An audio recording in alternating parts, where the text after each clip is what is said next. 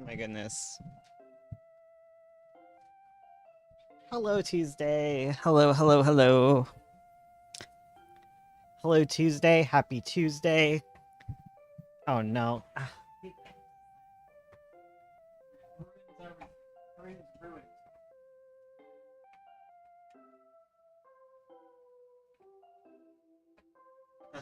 Okay, fixed it.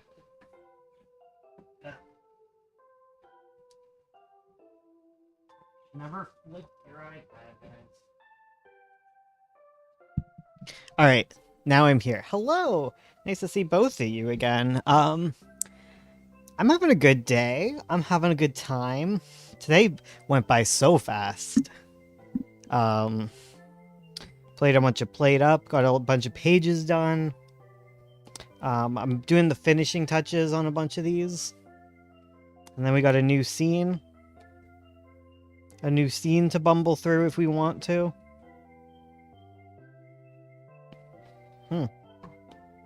It's a real choose your own adventure kind of situation happening here.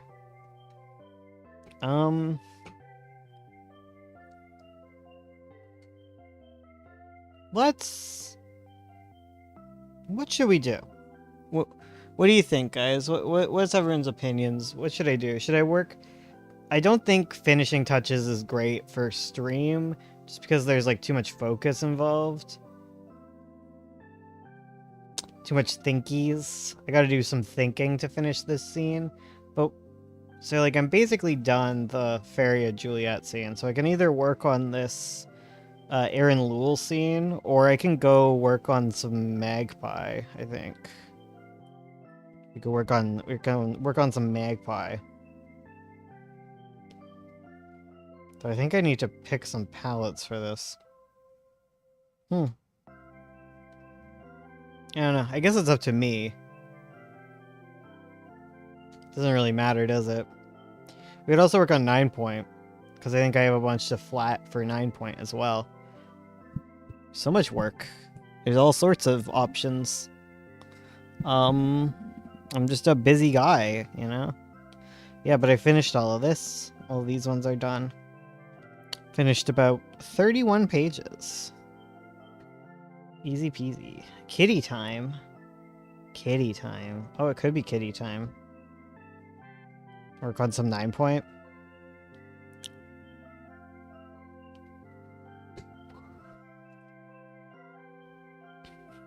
Yeah, I could work on some 9 point. We could do some 9 point, I think.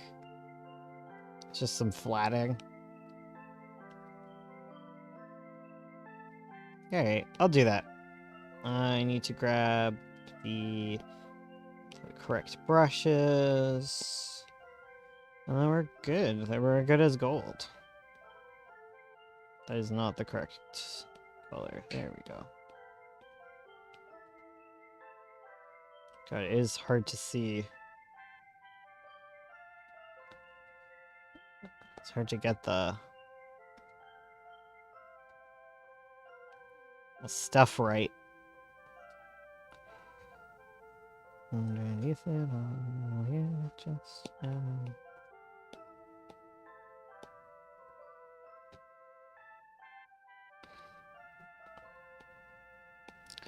have to change my little description thingy, but I don't want to get off my butt, so it kind of doesn't. Yeah, it literally doesn't matter what I'm working on right now because it's like,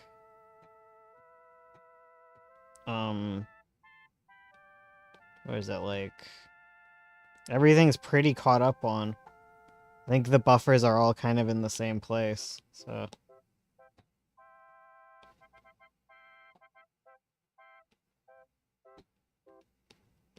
So if I want to do some 9 point, I can do some 9 point.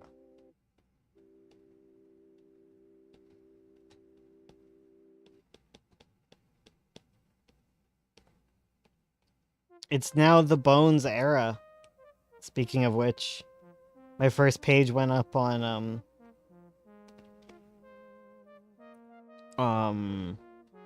Comic Theory today. It's the first Bones page made by me. Well, colored by me. So that's exciting. The new era begins.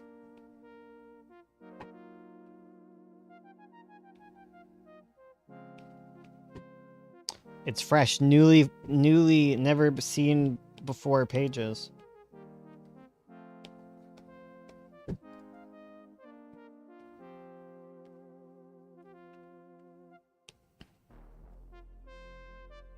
It's pretty wild to be the drawing guy. The little coloring boy.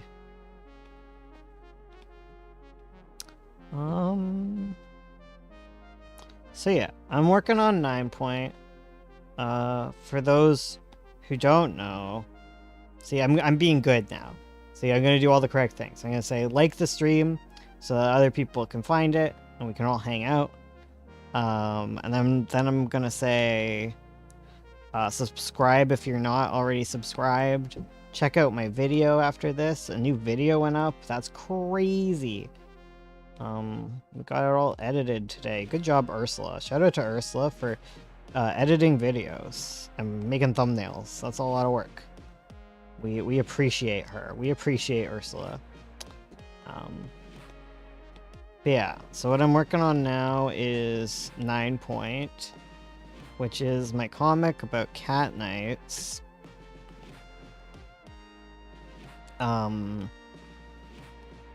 You'll notice a bunch of little purple stars. Those are panels that are going to have like special stuff going on with them. So I don't want to flat them the same way, because otherwise I'll forget, and then I'll just end up with the just regular kind of inks for the regular colors for everything, and then I have to use stuff like multiply layers and stuff, and it doesn't look as good as like when you're like picking out colors specifically for like a fun little panel. At least that's my opinion. I might be wrong. I could very well be wrong. But either way, it's about intentionality. So the little stars are like, oh, be intentional about what you're doing here. And I say, aye aye, Captain. Aye aye, Captain me.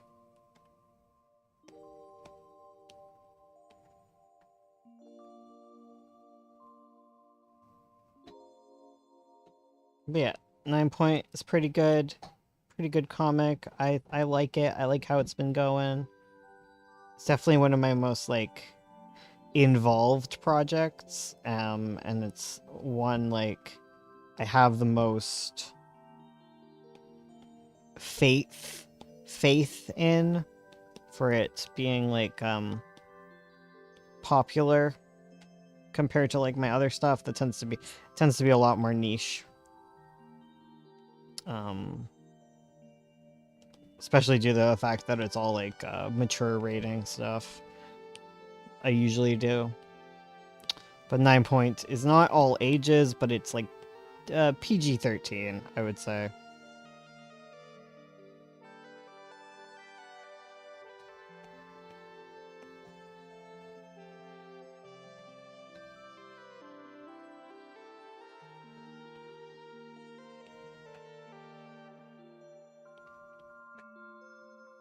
It's about cats, and they're cute, and we love them.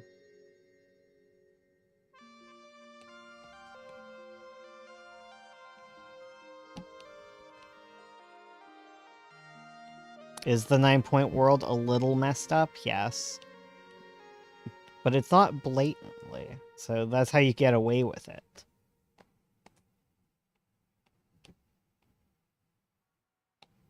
There's a lot of problematic aspects to the world of 9 point. You know, because they oppress the calicos. The calicos are bad, according to the 9 point empire.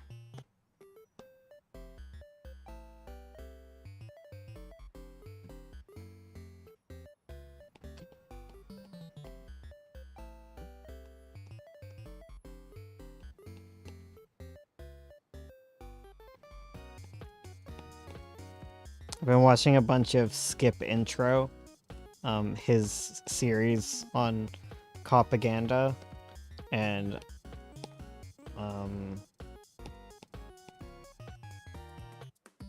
yeah, knights are such cops.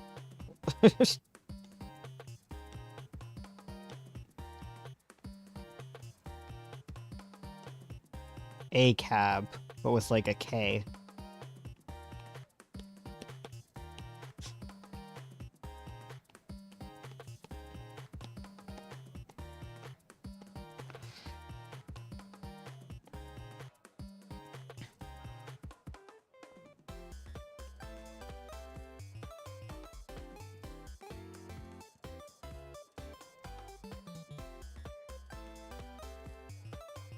Hi. You gonna come up? You gonna come up and sit beside us? Oh, we got Serena. We got the husky. Husky girl. I'm sorry. I'm not saying anything about your weight, girly. That's just what you are. You're just a husky. You're a little husky for a husky. Oh, 'cause you're lazy. You're a lazy thing. You do crazy flips, but otherwise you're lazy. Yeah, you're lazy. She's giving me, like, sassy eyes right now. She just, like, looked over the pillow at me like, oh... excuse me, are you talking about me? Are you offering snacks, more importantly?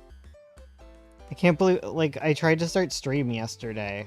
I know most of you probably were here, because, you know, we're all regulars on this, channel.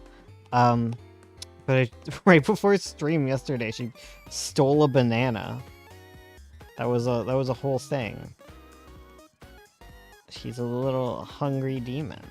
Her and Miku. It's like you guys were never fed. It's like we never feed you two. But I know that's fake. That's false. I know you get lots of food. Even though Madoka tried to steal your food today. I don't know what that was about. I think she just got confused. I think she thought your bowl was hers, and when I told her to not eat out of her bowl because she was eating too fast, she took that to mean that she's not allowed to use her own bowl. But that's false. Yeah, a banana and a nectarine. Yes. She is such a thief. She didn't steal any more today.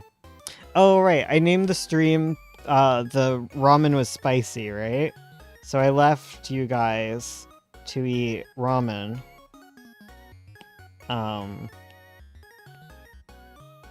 It was just too spicy for me, guys. I'll be real. It was too much. It was too spicy for me. Oh, there's no actual Mitzi for me to color on this one. It was just too much. I'm a baby about spice, but I'm also not the most baby about spice, you know?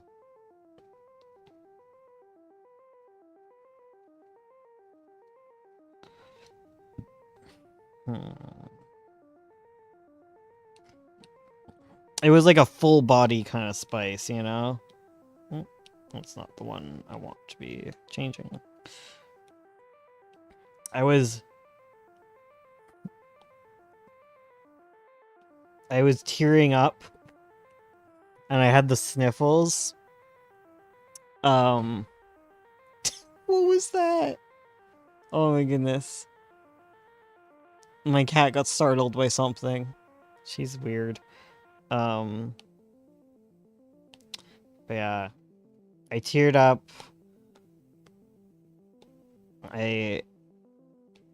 My stomach hurt. It's mostly the stomach hurt. I could handle most of it. You know, obviously it was burning my mouth because you know, if it's causing me to sweat and cry. It was real spicy, but I also can't stop thinking about it and I want more. That's the problem with spice.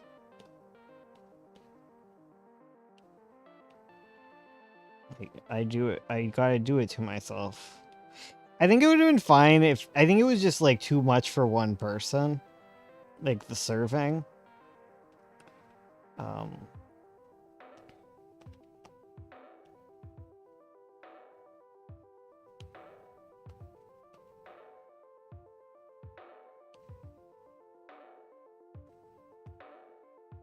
I'm just not a spicy boy.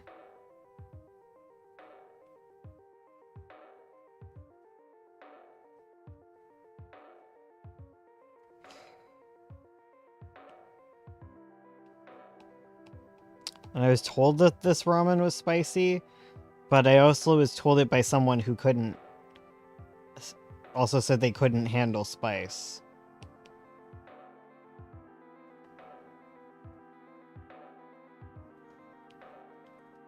So I don't know, man.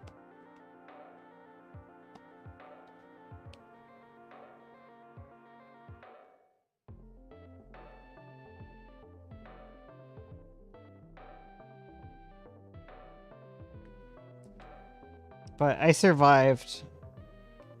I lived another day. Oh my god, I'm pressing too hard again, guys.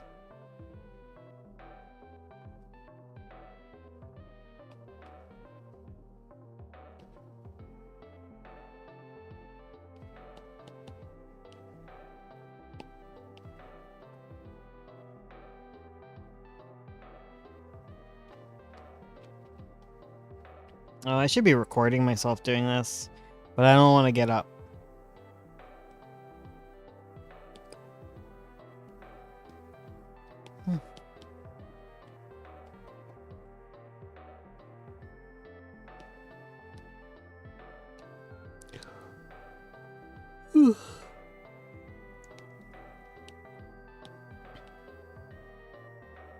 Okay.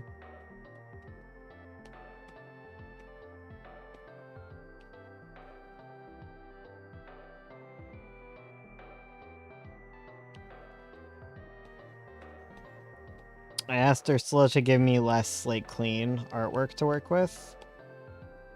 Like, I want her to just get progressively lazier, right? Because the more lazy she is, the less work she has to do. And, like, if I can learn to, like, if she slowly gets lazier, then I can slowly start learning to pick up the slack. And then we can get even more comics done. And that's the goal. That's the goal of my entire life. Get more comics done.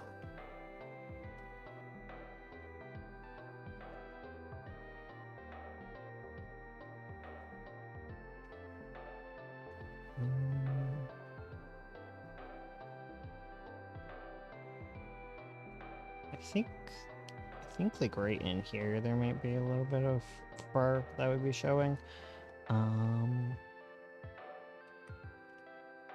I think possibly, maybe, I don't know.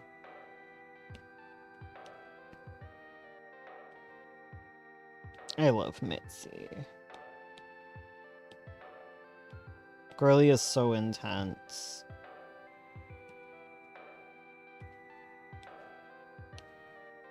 She wants to be a knight so bad.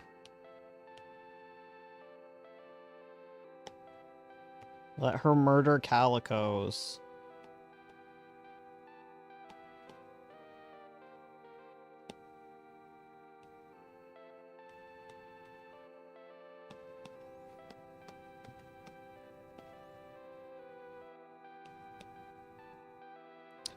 I need to work on some more scripts for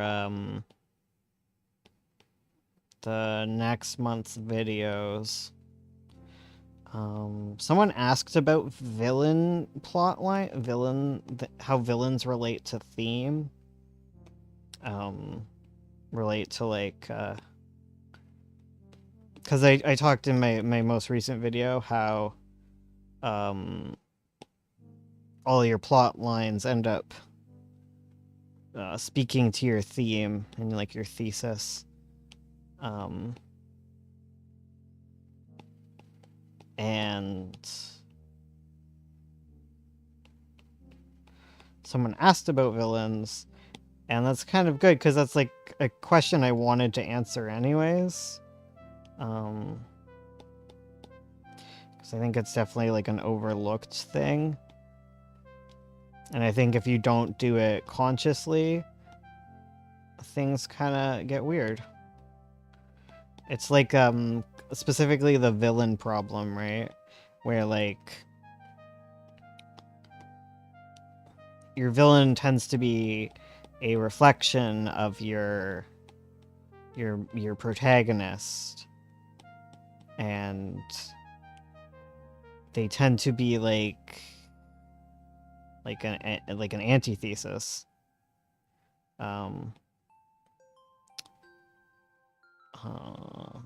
Who would represent like the opposite wrong approach.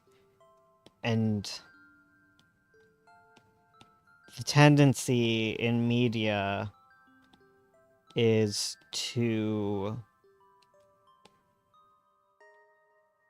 because so like there's obviously this thing in media where people want to make their villains make sense. And you want your villain to be the hero of their own story. And in doing so, there's a tendency to have your villain just kind of like do the right thing, TM, but they're doing it in the quote-unquote wrong way. And there's a lot of issues with that.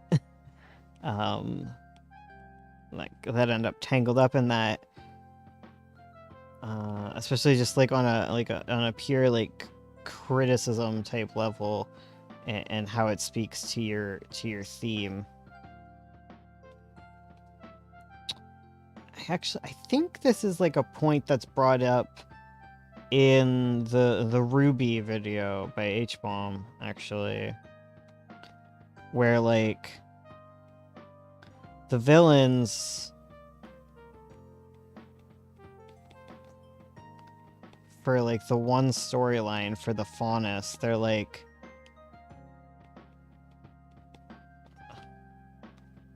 an oppressed group, right? Because like the Faunus are like oppressed in Ruby, but they're doing it, but they're doing activism wrong, you know, and that's why they're the villain.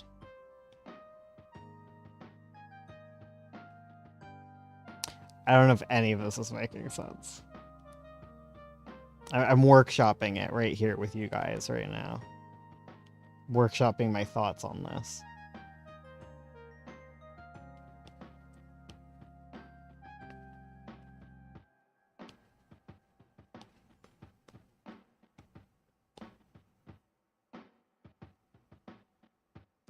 But if you're not paying attention to your story, like that kind of stuff can happen.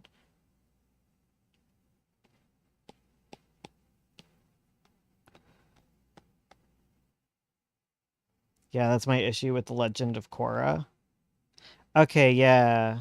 I don't really know Legend of Korra, but like it's totally a thing that happens if you're not paying attention. Cuz you want your villain to be the wrong one. Like just because you can unpack why someone would do what they want to do doesn't mean they're right to do that thing. Fundamentally, you know.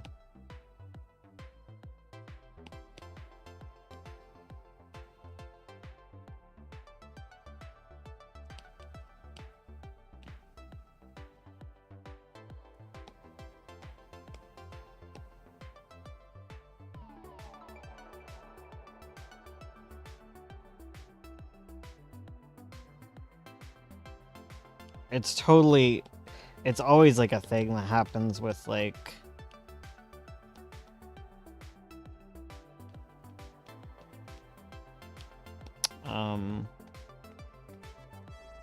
those kind of like stories about oppression. The classic, the villain is looking too sympathetic, have him kicking a puppy for no reason.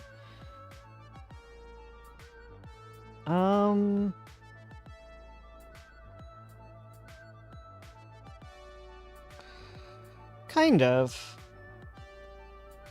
Like, I think that's what people are trying to avoid when they're like, oh, give the villain a backstory and give them motivations that make sense. So you don't want them just to be evil for the sake of evil, right? Usually, I would debate that. But yeah, you don't want them to be evil for the sake of evil, so you don't want them just randomly kicking a puppy. But the overcorrection to that ends up being its own issue, where you're like, okay, like I don't want my villain just to be evil. Let's say instead, he wants to liberate his people. This is usually the one. He wants to liberate his people, but to do so, he kicks puppies. Oh, hello, Mr. Hero. To do that, he's going to kick a few puppies because he doesn't care. And then we're going to frame that like that's the worst thing ever. Magneto is a good example, I think. Yeah, depending on how he's written, he's good or bad as that kind of example. I think he's done right sometimes.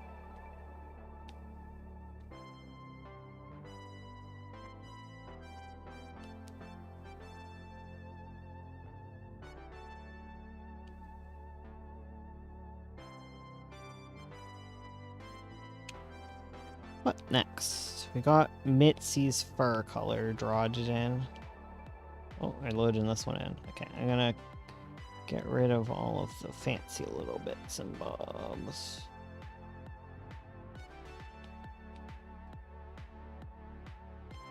Just get rid of all the fancy layers. Oh my god, there's so much fancy stuff going on here.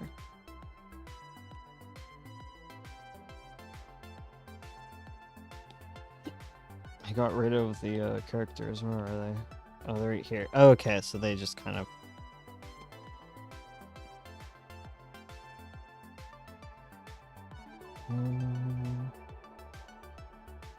Okay. Yeah, let's do her point. We'll add her point in. The older version gets weird sometimes. Yeah.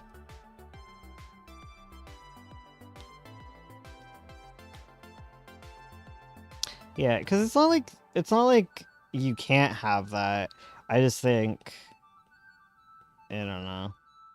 You have to be equipped to have that, and like you have to be aware if you're setting that up as the story.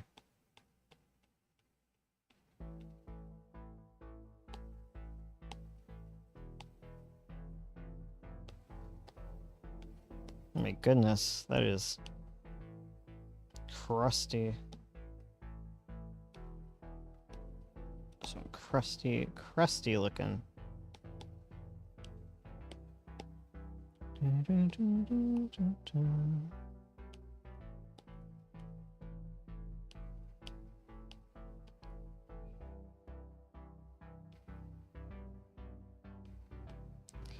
It's the problem with light on light. It's hard to see if you're getting it good. Maybe I need to... Yeah, I think I have to go over these a second time. Okay. Let's make sure I save this color. Okay. Let's do that again. Let's make sure we get everything kind of Oops. Well, not like that. Okay. Okay. I think I have to clean these up. I don't think they're good enough. I don't think my flats are good enough, guys.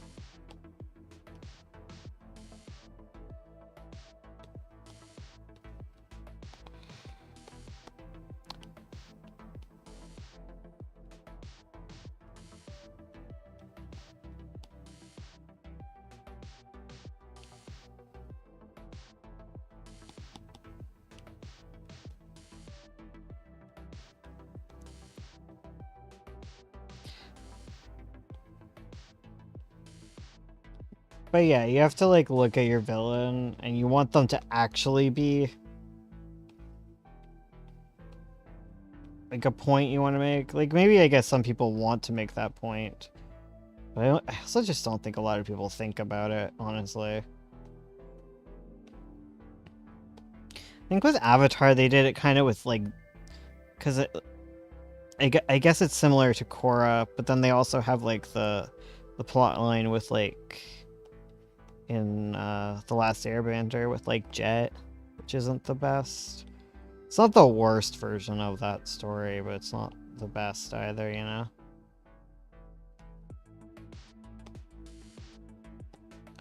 Is what it is.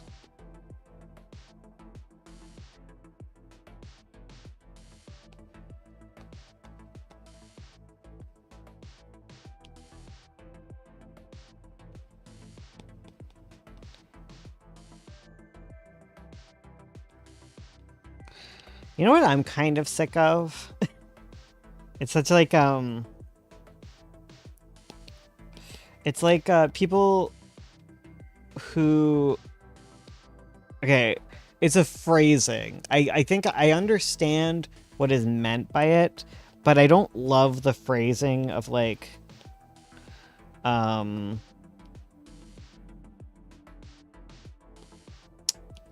don't I like the phrasing of? I have to think this out. Oh, it's like, so let's say you're writing like a story about like gay people or whatever, right? And people will say like,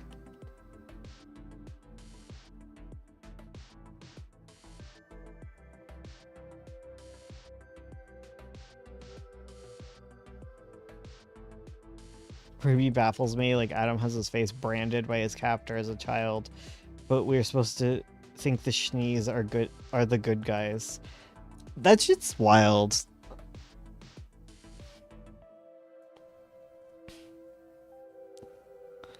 Like, spoilers, but Mitzi's going to have to grapple with the fact that she what it means to be a knight.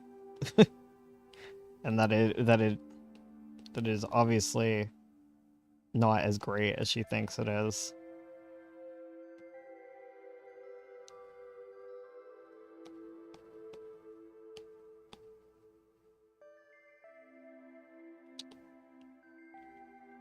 Not as poggies. Being a knight, kind of not cool. Kind of Mitzi Stomps being a cop. Yeah. Well, first she has to become a cop, and then she can stop being a cop.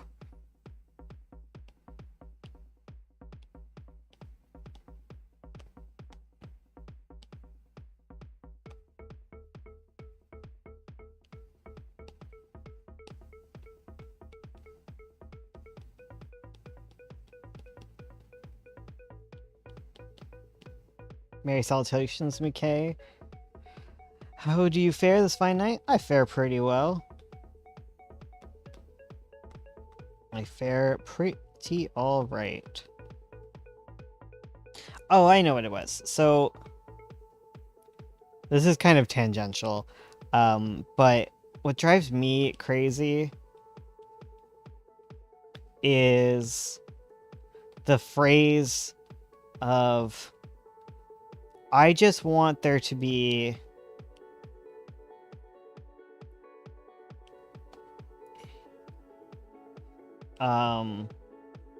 stories where people like happen to be gay, you know? Like that's kind of like the phrasing of it. Like I don't want stories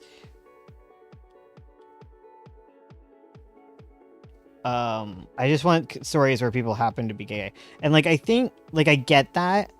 And I'm all fine with that. Like I think what's being talked about is like I want characters to exist within stories where I don't know. It's basically I just want diverse stories. I don't want gay people relegated to stories about being gay.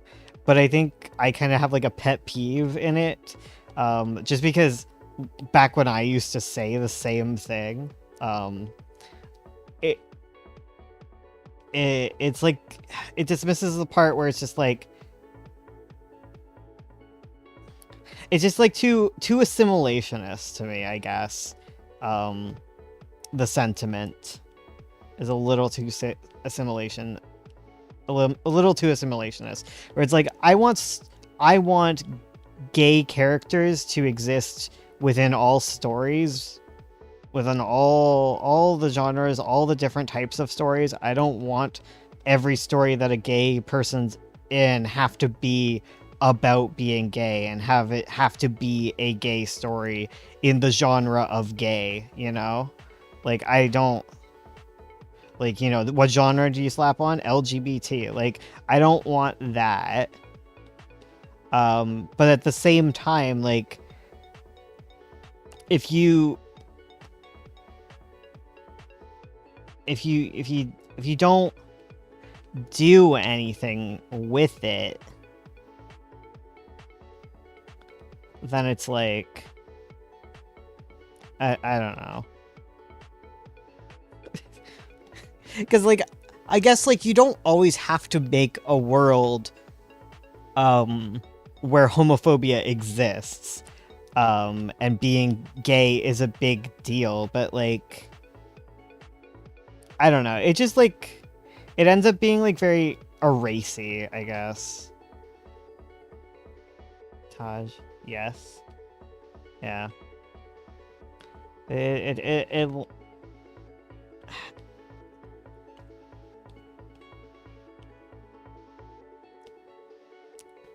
because like at the end of the day, like I don't mind if there's like a story where like you don't make a big deal out of a character being gay. Like I think that's cool.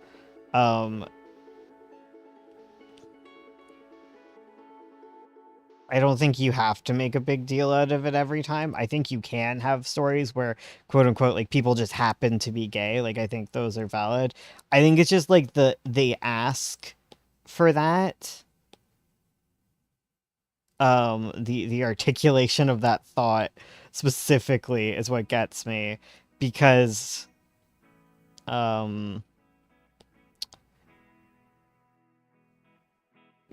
it misses like the middle point, I guess.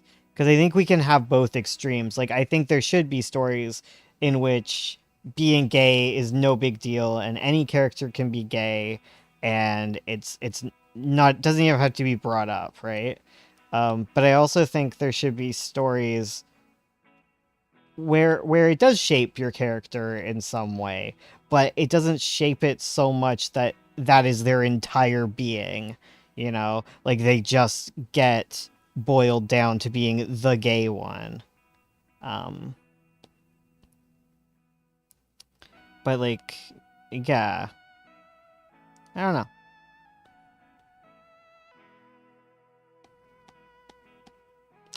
It's just a pet peeve I have with the baby gays.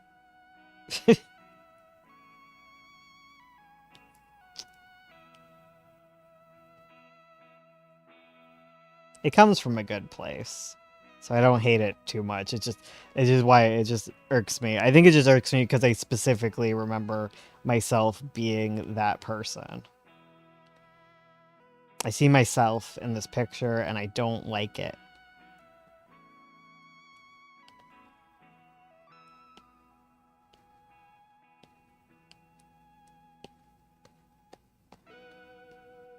Oops.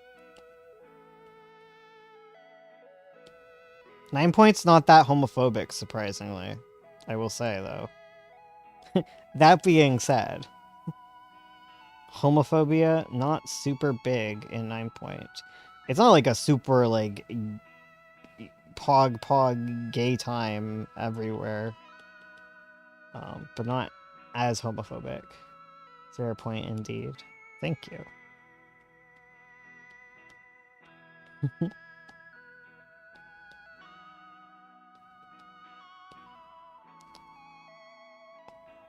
Let's rank all my comics based on how homophobic they are.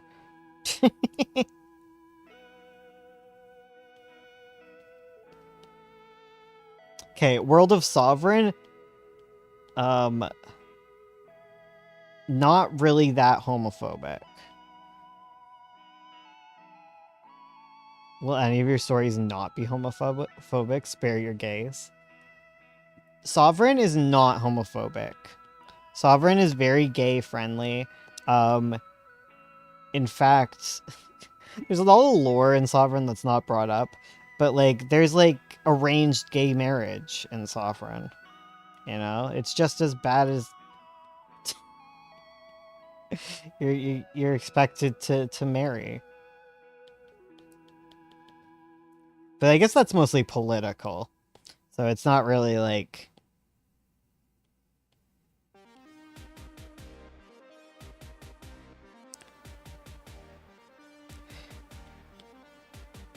It's just you're expected to marry someone from the kingdom. The opposite kingdom of yours. All the ambassadors. And then like Edvard and Percy are gay, and that's fine. No one bats an eye at that stuff. So I'm gonna say the least homophobic is Sovereign. I think Sovereign is the least homophobic. Magpie, pretty homophobic. Because it's set in our world in the 1980s. So I'm gonna go with that one's pretty homophobic. That's why Sovereign's the most amazing comic ever.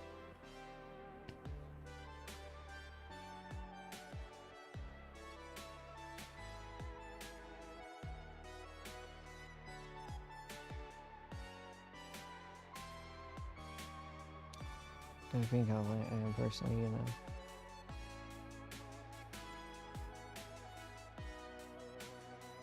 You don't have to be... It's okay. You can be pro-gay and Catholic. Right? My grandma's very Catholic. And her twin brother is very gay.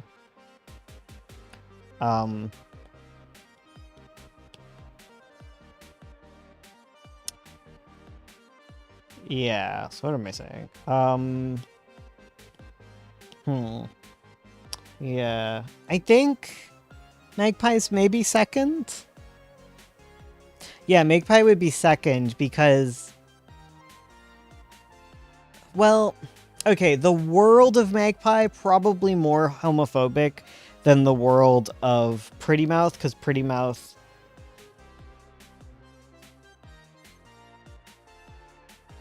I wouldn't say I'm pro-gay, but I don't mind others who are. It's a...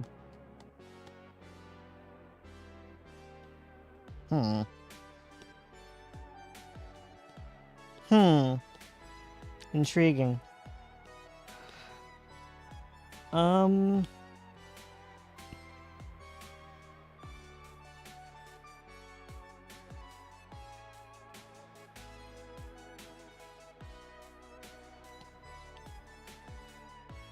a professional gay. True. I am also a professional gay. It's a difficult standpoint.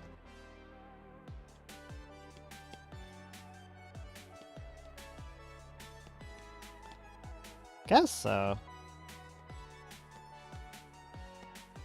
I think it gets a little needlessly difficult.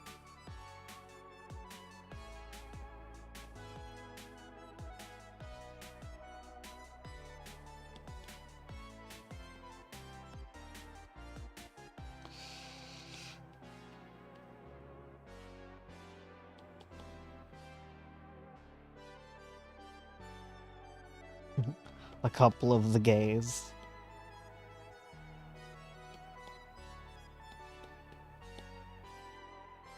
I'm only an amateur gay right now. That's okay.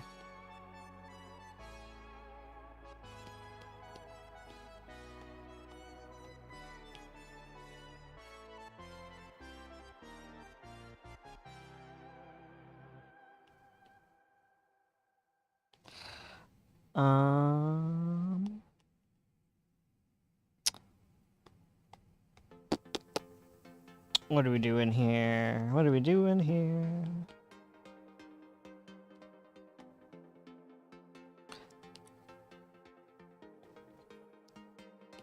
So...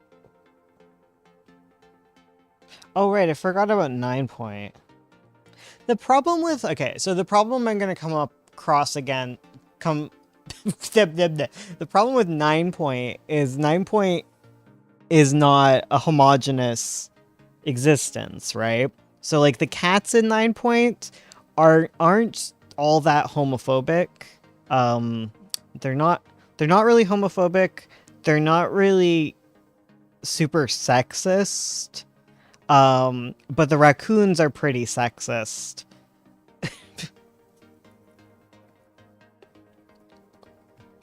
They live in like a sex segregated society, you know? So getting a BFA in gay, a BF gay. Well, yeah, raccoons, incredibly sexist. Possibly homophobic. We don't know. You know, that's the problem, is there's just too many cultures in 9 point. So I can't like just broadly say, oh, then the world of 9 point is super gay or super not gay.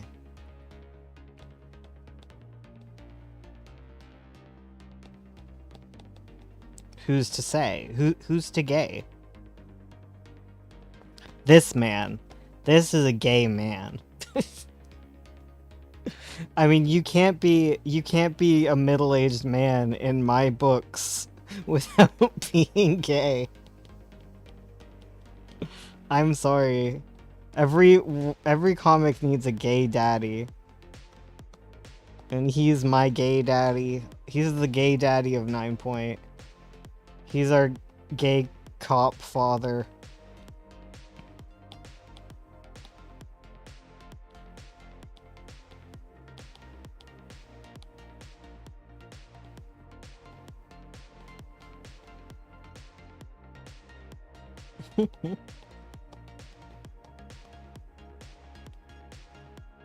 Who we can have complicated feelings about.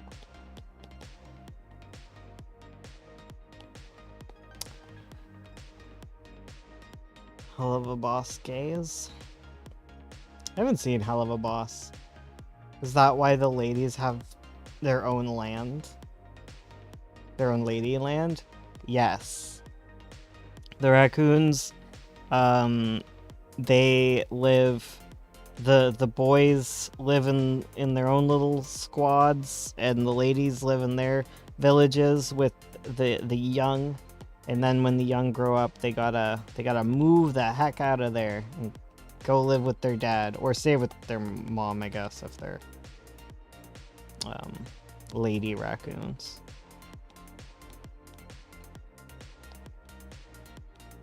I like to think of like a raccoon who's very like bucking trends, and she's got like a girl gang. And by girl gang, I mean, I guess she would hang out with a boy gang.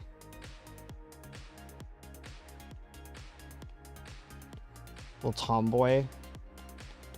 Love it.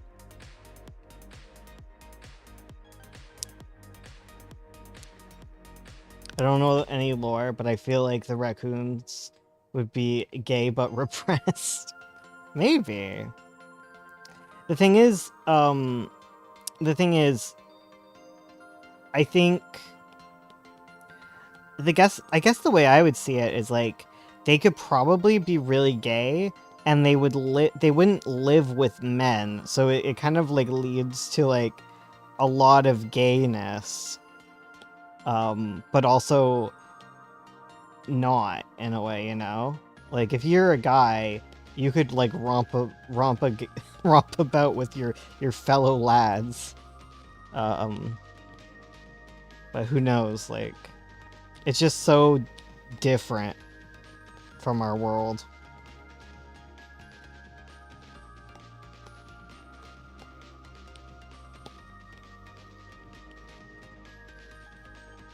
Um,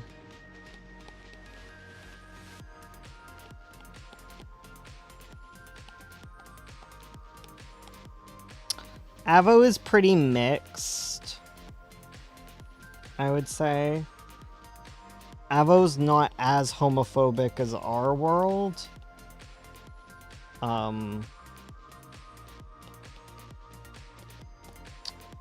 The humans tend to be pretty homophobic.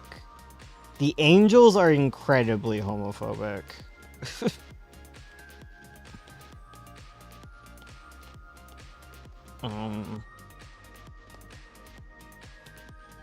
Because the angels in Avo are fascists, so it's it's not great. They care a lot about preserving bloodlines and, you know, continuing lineages.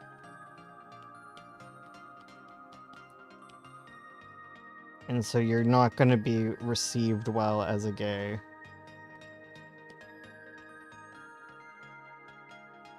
That makes sense.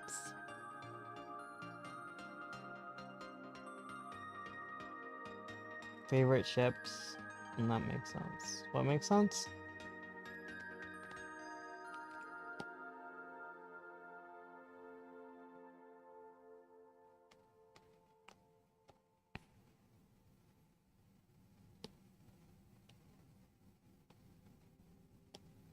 Like the angels in Avo aren't really related to like anything angelic in our world. They're just unrelated. They're just winged elves. It's not.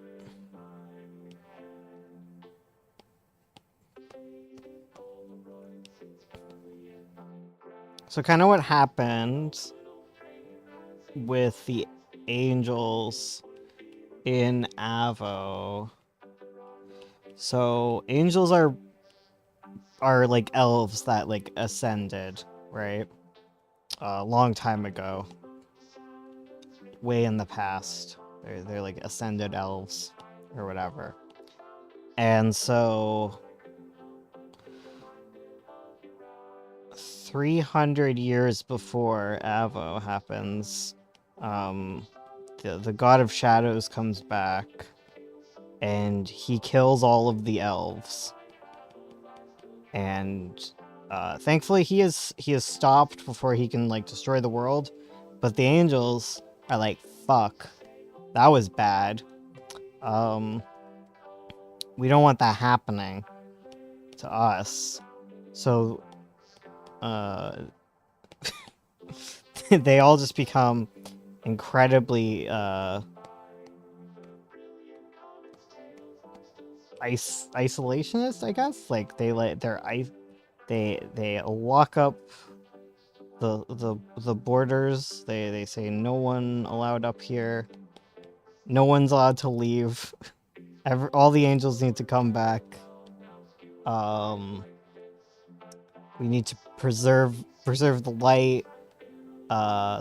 You know, we gotta buckle down and stuff. So that happens. And then they kill a lot of people who speak against that whole thing. And they just suck. The end.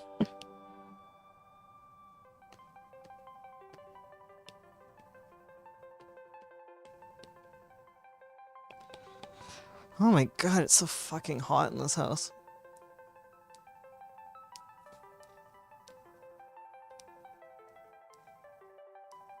And they're dynamic. the angel dynamic. Why is it so hot? One sec.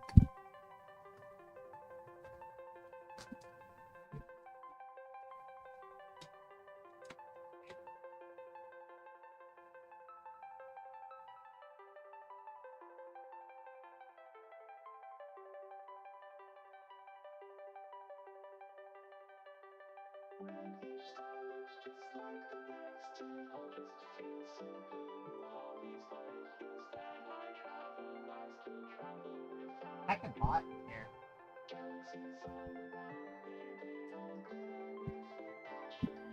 So they have the right idea, but are going about it in the wrong way. Exactly.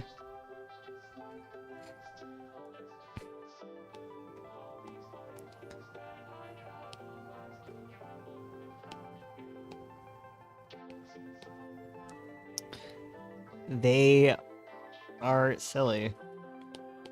They're a bunch of silly billies. Up to silly billy nonsense is how I would describe it. Oh, did I not fix this one? No, I didn't fix that one. Oh my god, I messed around with the I messed around with the fan and I turned it off somehow. My god. I'm cursed by the cage of flesh and must sleep. Well, I'm sorry to hear that. Me too, unfortunately, I must say. But I will be here. Thank you for stopping by. It's always good to see a friendly face.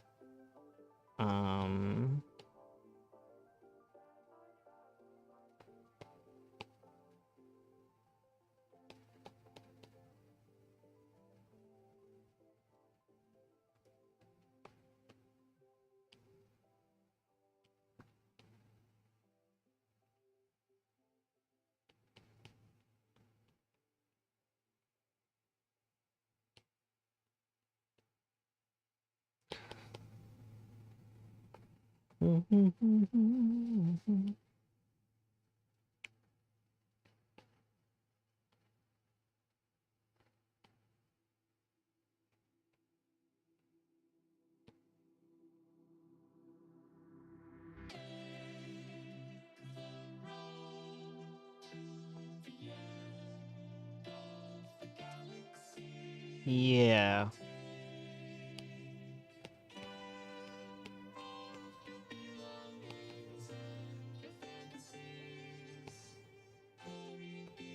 I don't really get too much into the homophobia of the angels, I don't think. I get into the transphobia and I get into the ableism, but I figure those things are all kind of like hand in hand, you know?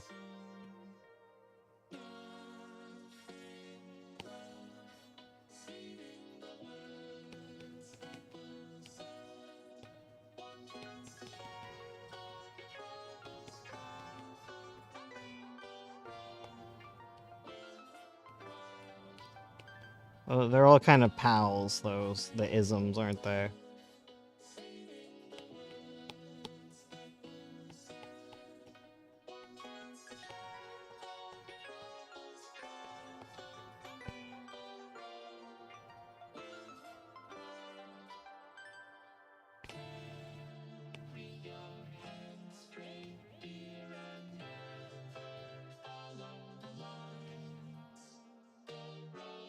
I should just keep the background red for a while until I finish, because I think Feathercatcher also is gonna have like a very beige kind of thing going on.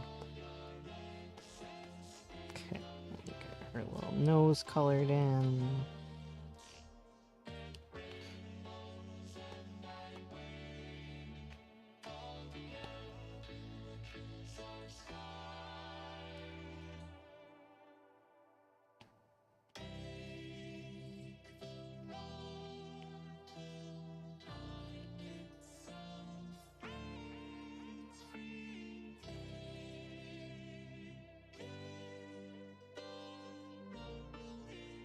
But yeah, like,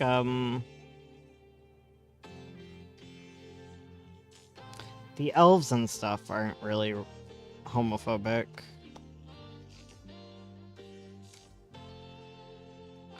Because the gods are so freaking gay, you know? Gods be smooching.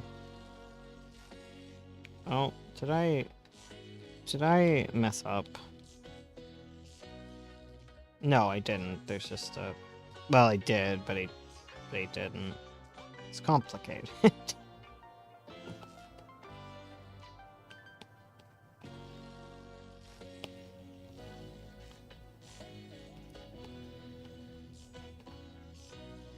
These are like silly questions, but they're also good questions to ask, I guess. Like, it's a good thought experiment to have. Because otherwise you kind of have your defaults. You know?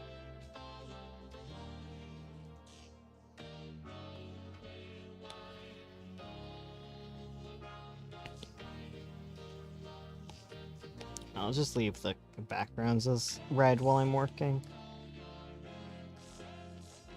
And then change them once the flats are done.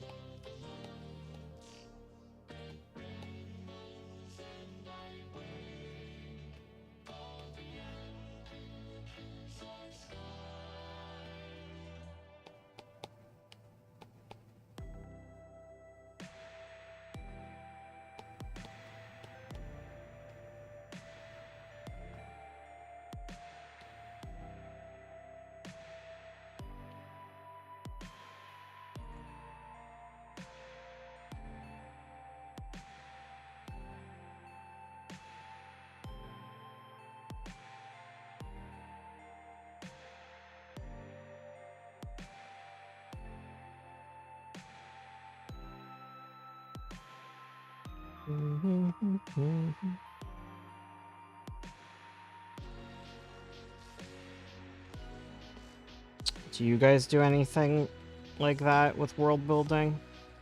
I don't know if you guys are big world buildy guys.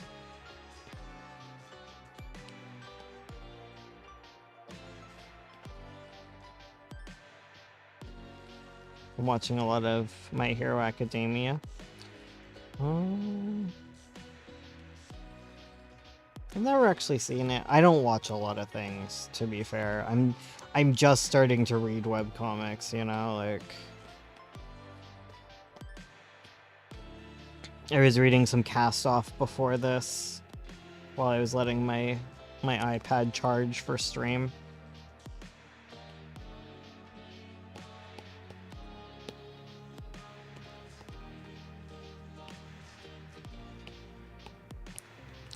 I'm on to chapter 4 now. So there you go.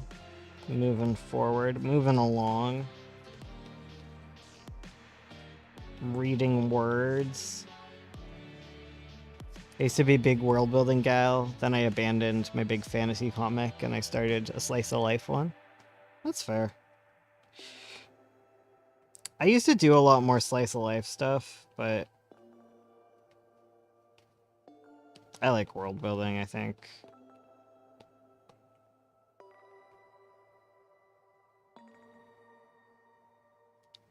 Do you have any tips on world building? I want to start making a comic detective series I have in my head. I have all sorts of tips on world building. I do have some world building videos up. If you still have questions after the stream, but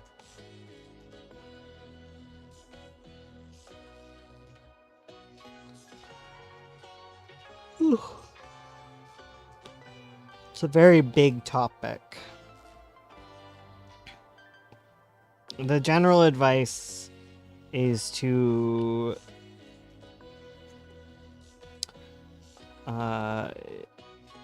don't start by digging down into something like a specific aspect or topic within your world. I think this is like the Brandon Sanderson advice, actually. He has some great like lectures on world building. But you want to like just focus on like one major aspect and really dig down into that and flesh it out, rather than kind of like going shallow into a bunch of little aspects about your world, right? That's usually how you would make something that's useful for telling a story.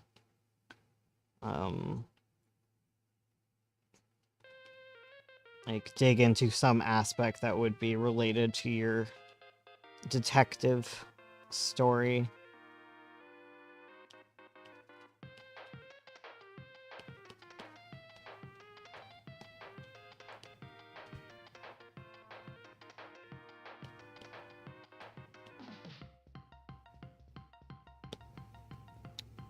I mean, I do have some good ones cooking, especially my main.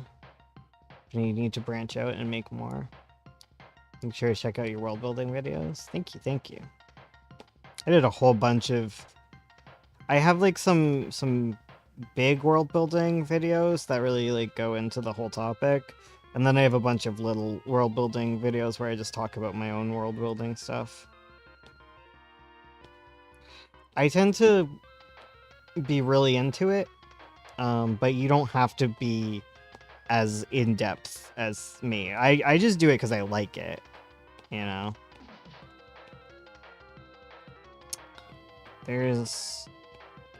I also have a video about world building that's coming up soon, about how to like integrate it into your story.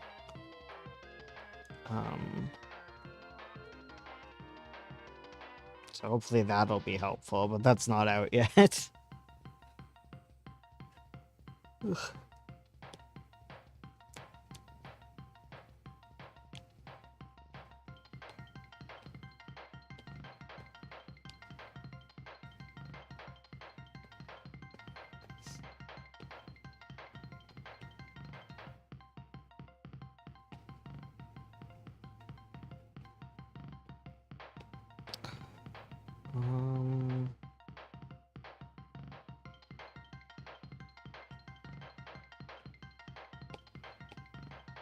I love an elemental fantasy. But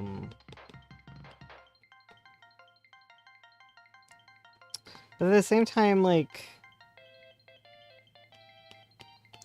I think you can get like a lot more interesting stuff going on with your world building if you think kind of outside of the box a little bit.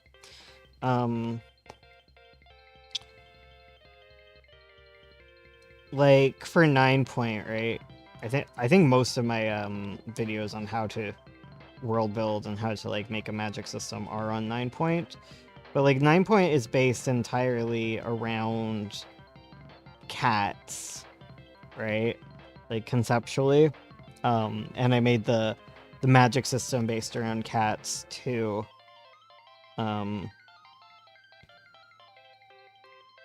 So I started very like at the very beginning concept with I want cats to have like 9 souls.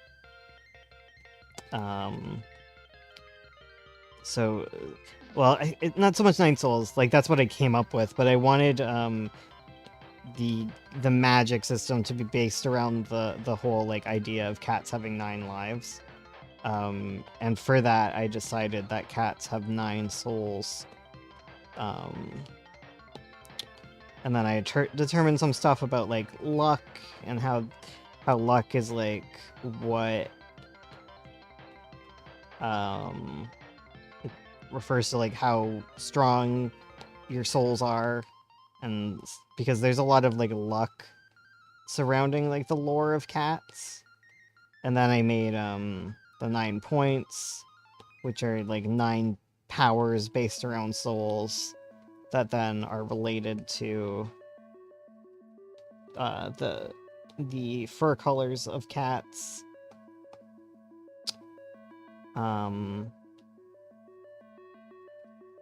And I wanted the fur color thing because I wanted to write a story about, like, a male calico and that being something, like, special. Because male calicos are rare. And then I also had, like, the white cats, because there's the prevalence of, like, deafness in blue-eyed white cats. So I used that to kind of create a bunch of, like, magic system, bunch of my magic system, where, like, the white cats are connected to the spirit world, and but all of it, like, was, like, based on, like, just, like, research on, like, cats and, like, fur colors and, like, other interesting things that I could bring inside. And oh my god, I did on the wrong layer. How will I ever recover from this? I think it's fine. I think I'll survive it.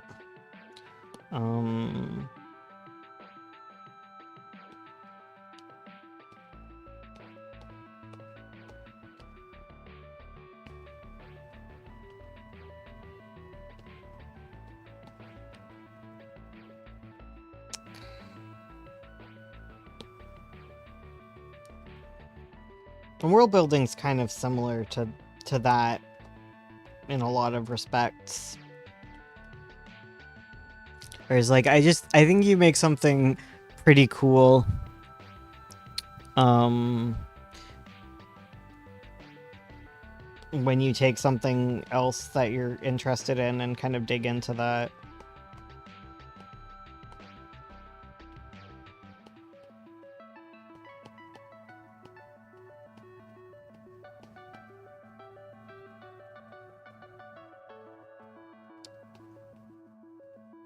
And, like, I already knew tons about cats because it's just, like, an interest of mine.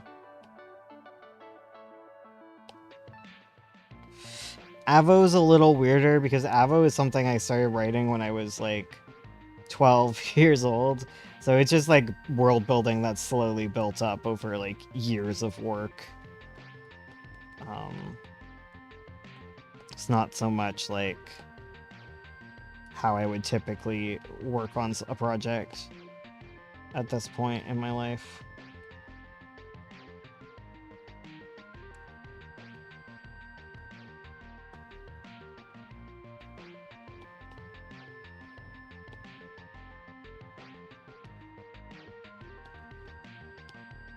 A lot of it is stuff, like, you work on in tandem, because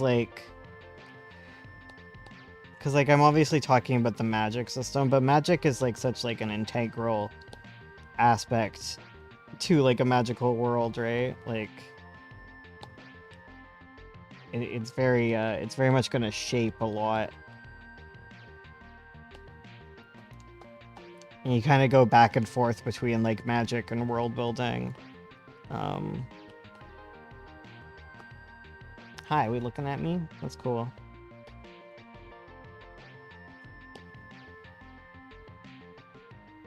Another good way to world build is to, like, think about, like, a bunch of cool shit that you want to create, and then come up with, like, justifications for it, and then just kind of keep digging from that point outward. Which is kind of what I'm describing with the whole,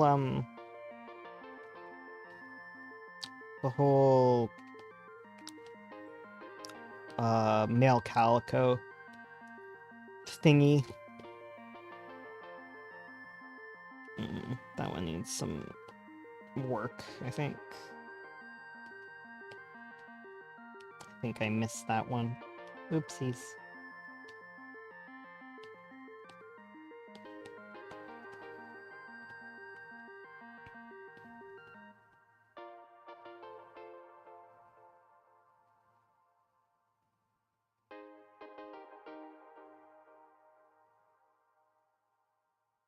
Then you just ask yourself a bunch of stupid questions all the time, because it's fun.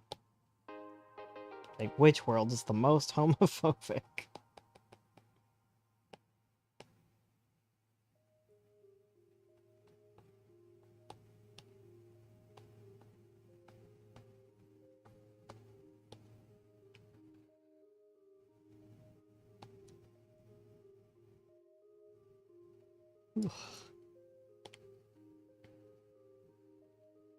Guess a lot of it comes down to like asking why a whole bunch. Always be asking why. Just be an annoying toddler at yourself.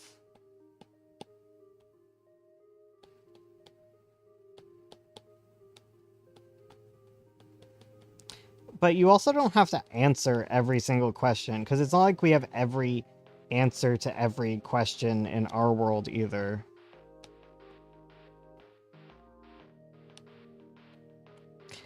And then there's that aspect too, where like you need to figure out what's true sometimes, and then what people think. Because like there's things, especially like I can think about it in 9 Point, where like there's a lot that the Empire thinks that's not necessarily the truth, but there's like a reason why they think the way they do. And then other cultures have different beliefs that stem from their own experiences with the world.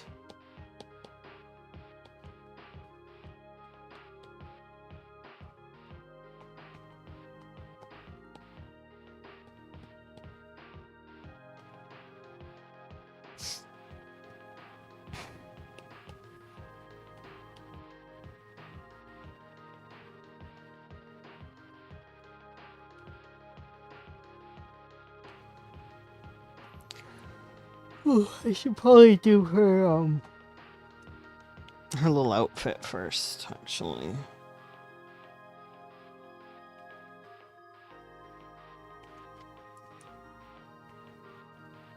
Oh, actually, there was that one that I forgot, wasn't there?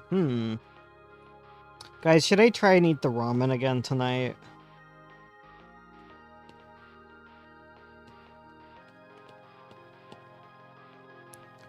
Guys, I want to eat the ramen again.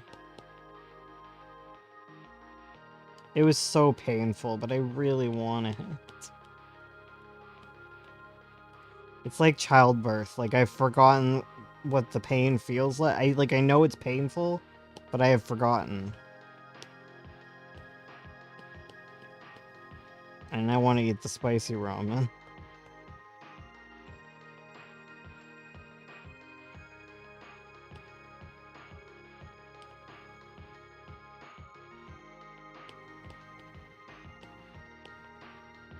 YouTube is really into showing me videos about estranged parents right now. I don't know if anyone else is getting this in their recommendeds, but I have been eating.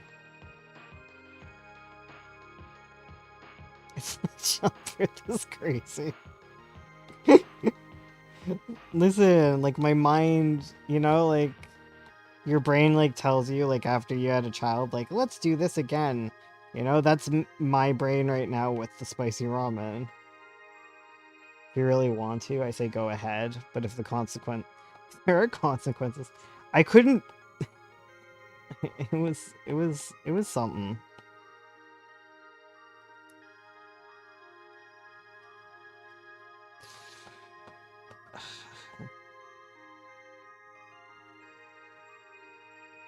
This is really good stuff, man. It's just real tasty, like. It's unfair.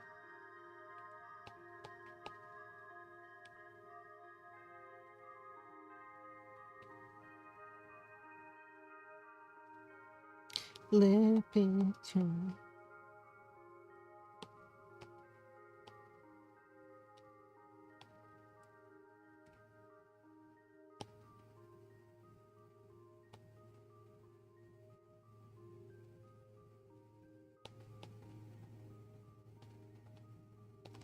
But yeah, I've been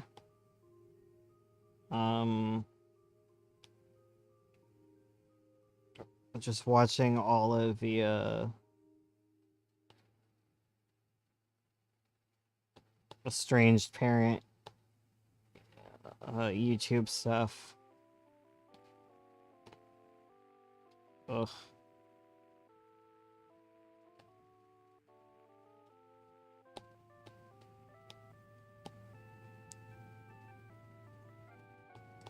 There's been so many times where I was close to just like cutting off my parents in the early years. It's genuinely crazy that I live next door to my mother at this point. Because my God, we did not get along.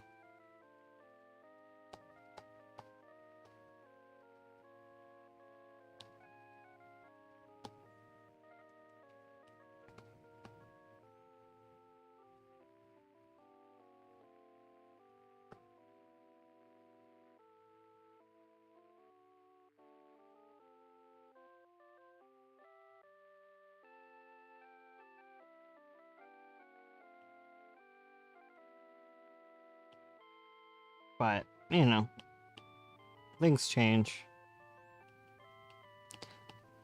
Things change.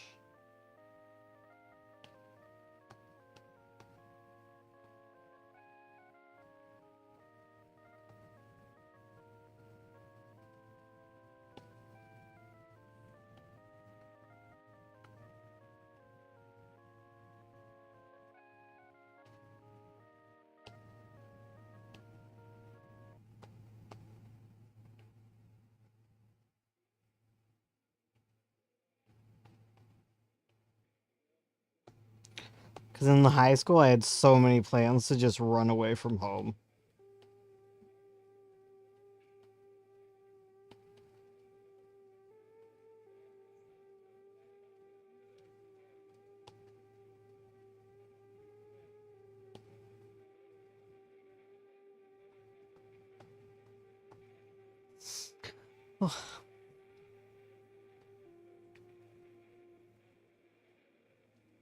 The thing is, like, I don't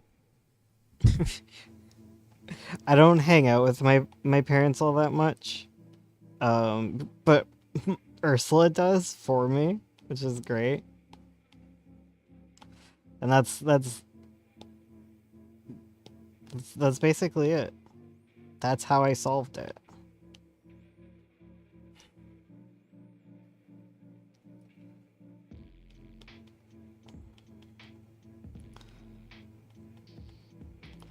Ugh, my family can be so judgmental behind people's backs too. It's like such a thing that I've had to like unlearn as a person, of just like not immediately digging into people the second they leave the room.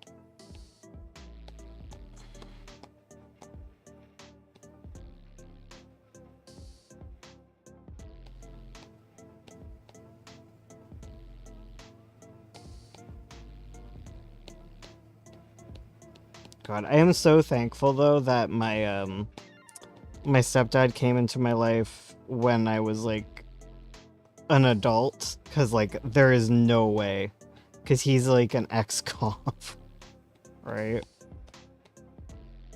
And I'm me.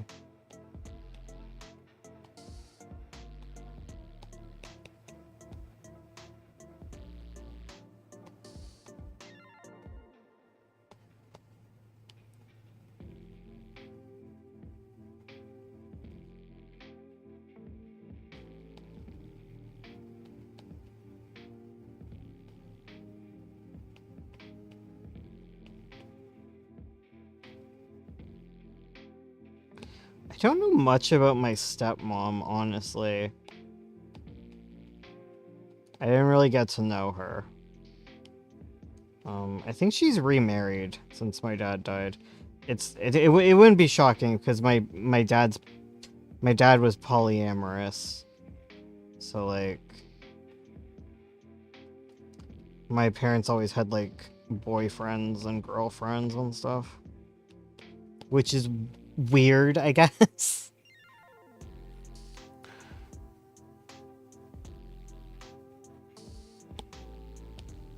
It's a weird thing growing up with parents with multiple partners.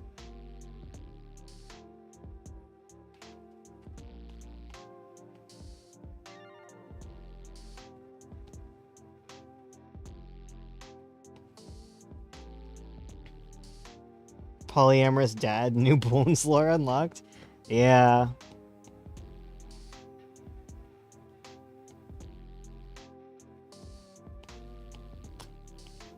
You know, my dad moved away to live to live in Seattle with his polycules.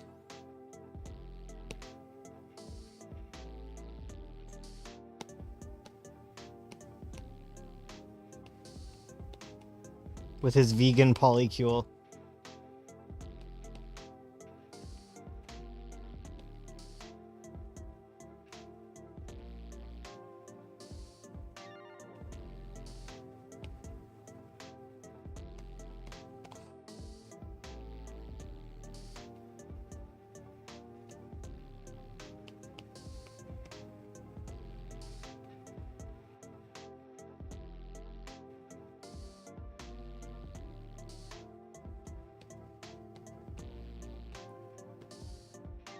I want a vegan polycule. Yeah, my dad's was living. He's not living so much anymore, but he was living the dream.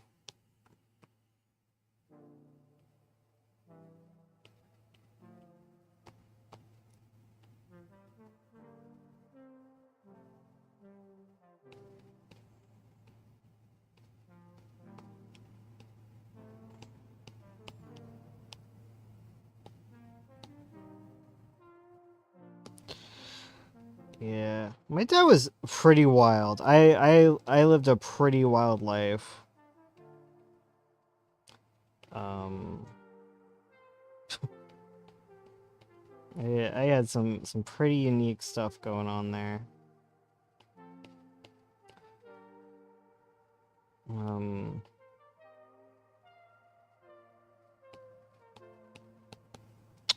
He was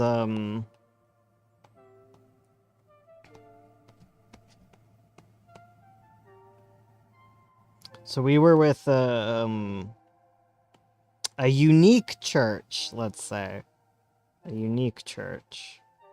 And it was like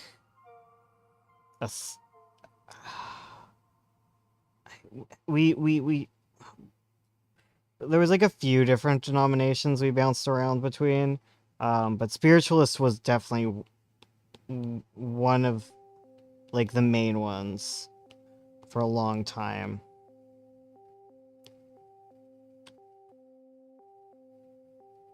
And my dad was studying to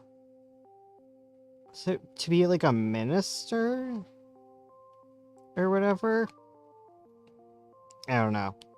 But, you know, that sounds like whatever, church, crazy. But like, it was a wild church. Like we like I wrote my book Honeywalls, and in Honeywalls they go to like a spiritualist church. So I wrote my experiences with that. But like you would like every time there would be like mediums, right? That was like part of the what is it called, mass or whatever? I don't remember. Is it mass? I don't know. Like the Sunday you go to church. you sing your songs and stuff. Yeah, but like you would have like the reverend, and they would do their little talk or whatever, you know, talk about what's new. Sometimes there'd be like a guest speaker or like someone learning Holy Mass. Yes. Okay. And then after that we would talk to ghosts. The church after the church reverend, there would be the healers that would come up, and they would do the healing session, and people would get their healings, and then the church spirit medium would show up, and the spirit medium would address the everyone and channel spirits or whatever. And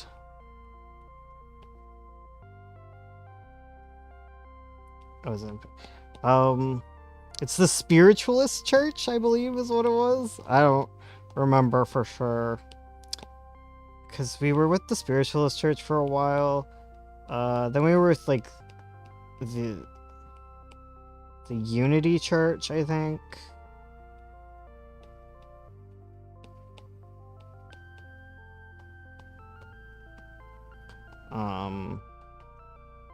There wasn't so much spirit mediums happening at the Unity Church though.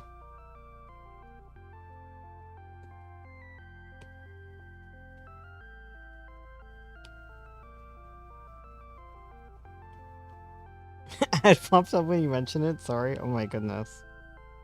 Can you say it again? Yes. It was the Spiritualist Church. That's what we were in.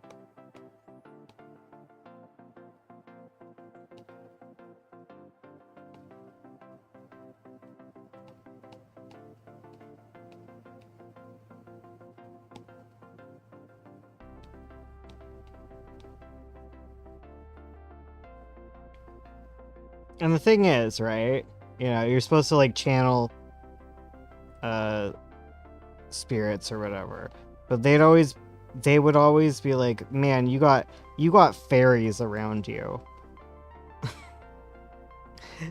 they always would come at me being like, "Oh man, there's fairies here." And I loved it. I love that vibe. I didn't know we believed in fairies, but apparently we did. So yeah, the fair folk, into me. So says the spirit mediums.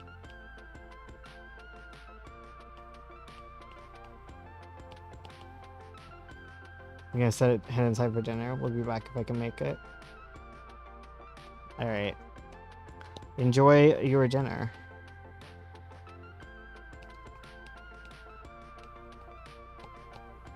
Yeah, so my childhood was very strange.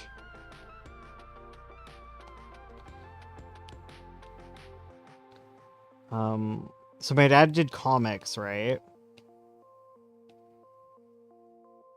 He was a comic. Tinkerbell went to your church. Real, not clickbait. It's true. It's Tinkerbell Church. That was a while. I always forget that I grew up religious. I'll be real. I always forget about this part of my lore. That I don't think of myself as being someone who's very religious. Because I think I associate being religious with like, you know, like, I don't know, one of the traditional religions, right? But my God, I went to church pretty frequently as a child. Like, I went to a lot of church. I have a lot of church-going memories. They're just like a really weird church.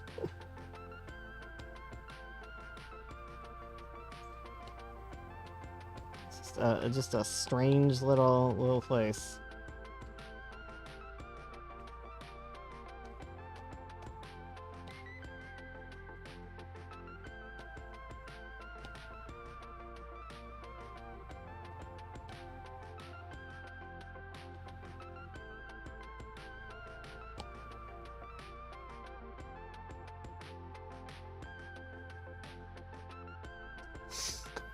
Oh.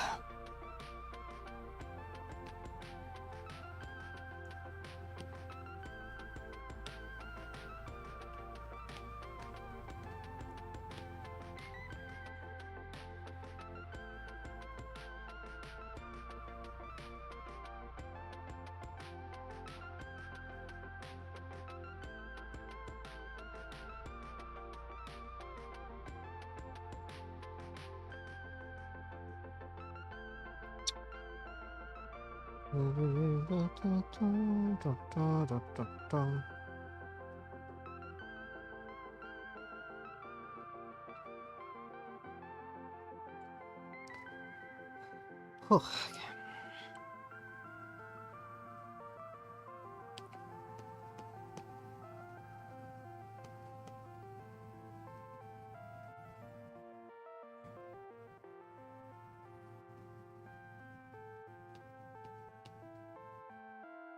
like, I'm not very religious nowadays. I very much became, like, an atheist.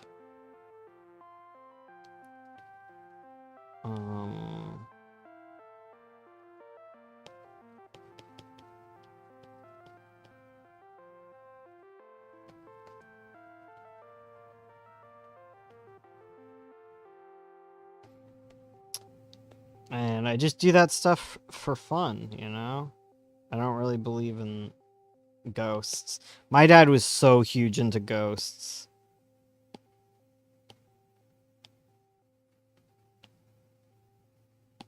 Oh, right, he was saying he did comics. Right.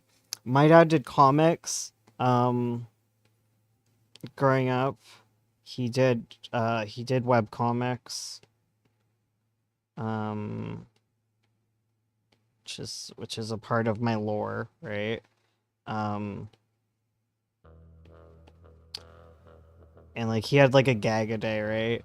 But he also had a lot of smut, guys. And that's just such a weird thing. It's like that's where he, like the money is, and that's where he made when he made comic money. It was on the comics smuts. Help. um.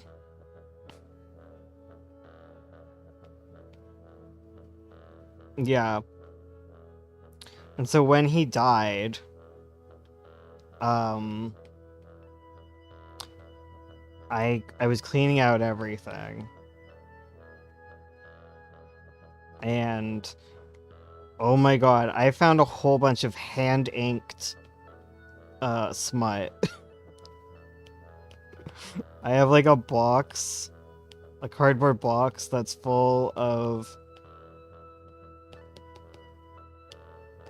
India ink, like brushed beautiful smut.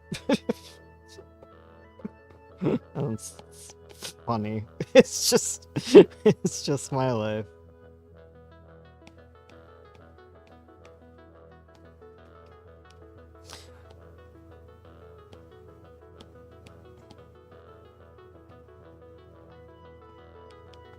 And it's just really funny. It's just funny.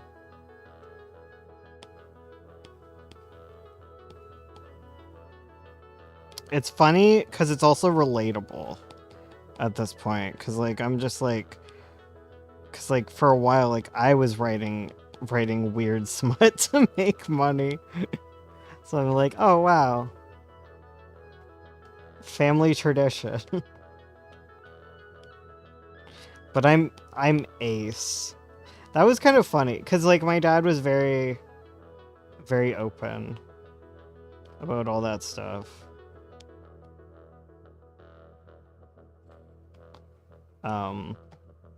But I was like, but then it just made me like self-conscious about being ace and not sure how to come out, and I never did. I think he knew because I came out online or whatever, but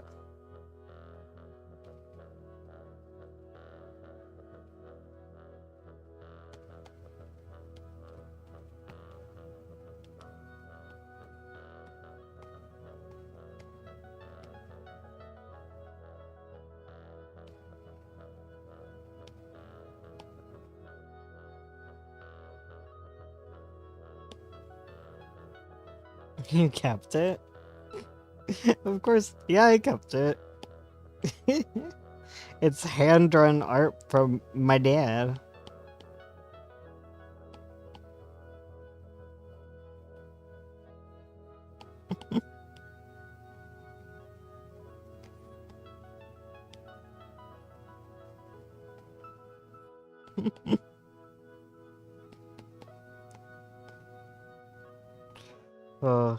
That's funny though. It is funny. I also have his he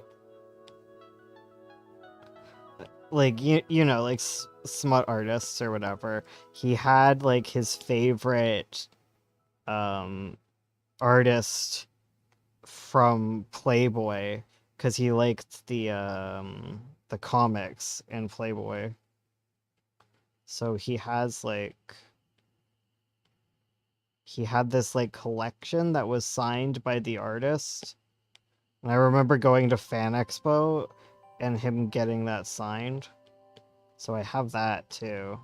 It's very pretty art, I will say.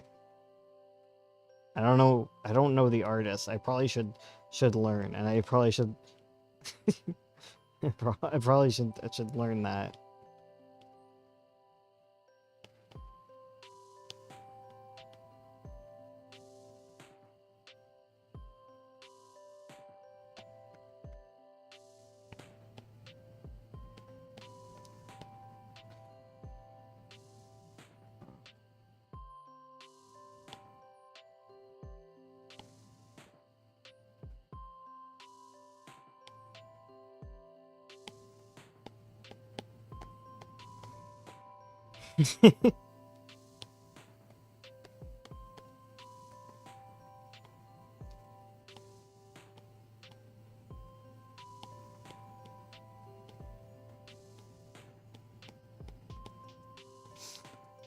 It's all just like the kind of stuff that like I tell it on stream and I'm like, "Oh right, that's weird. That's really weird." But it's just like my life me, you know?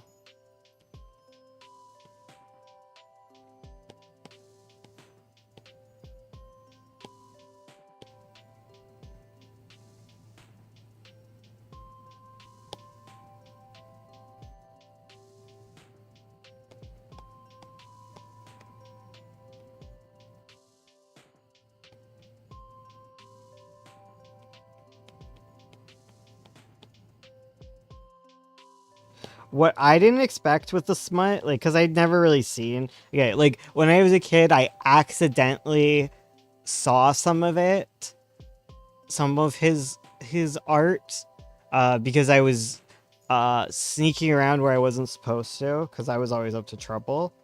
So I accidentally saw some of it, but I never saw like the full amounts of it, right? Um, which is why I was surprised by how freaking gay some of it was. Oh my goodness. There was some homosexuality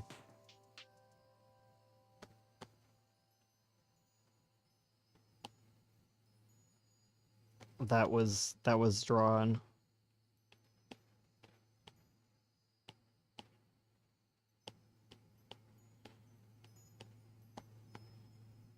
And I was like, "Oh man.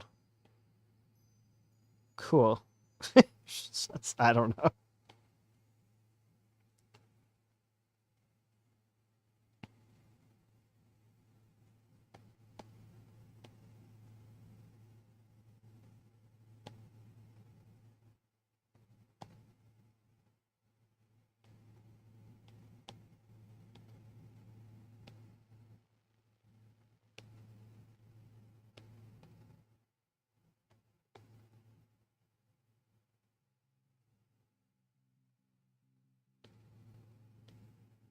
So I changed my name, right? Like cuz I have my dead name. And I have just like the rarest name. Like rarer in my area. Like I think it's really common where it comes from. But I have a rare name. So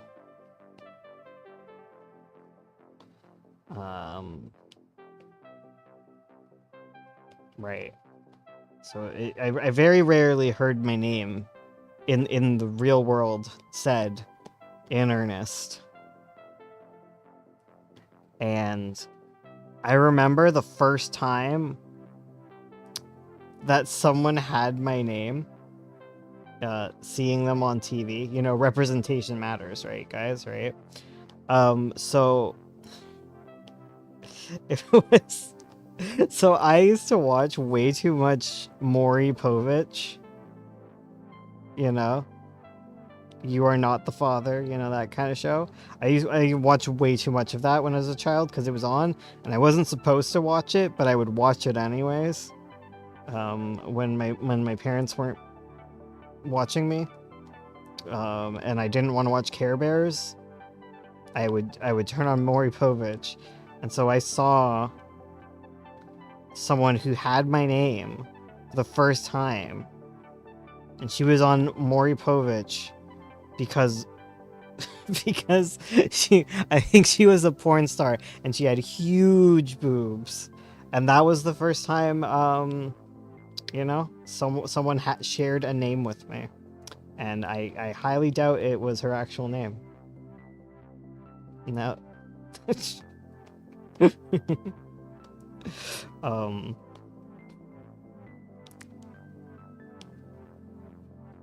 10 out of 10 representation. Yeah, exactly. It's just funny.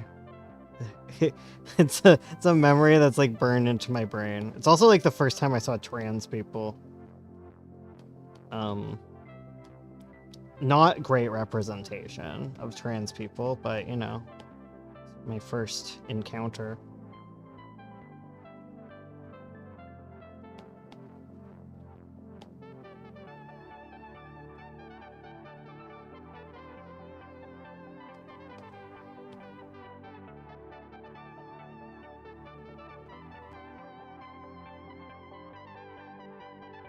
Yeah, I watched way too much of that, and I watched way too much Oprah. Anytime it was like, you know, like not supposed to watch it, I was watching it so much. And this was like I had to be like 6 years old, I think, when I was watching Maury.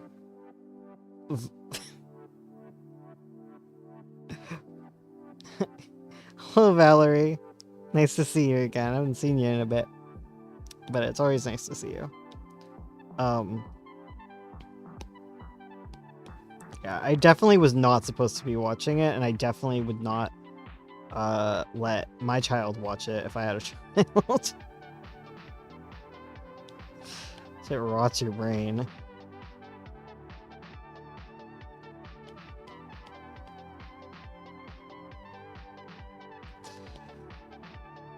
Miss Y'all's comics.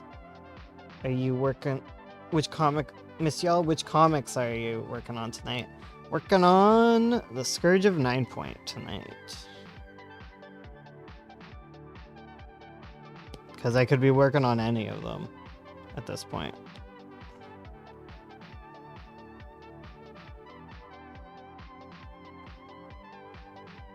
The first time I encountered my name was from one of the kids' name in a Disney movie, and it was a boy.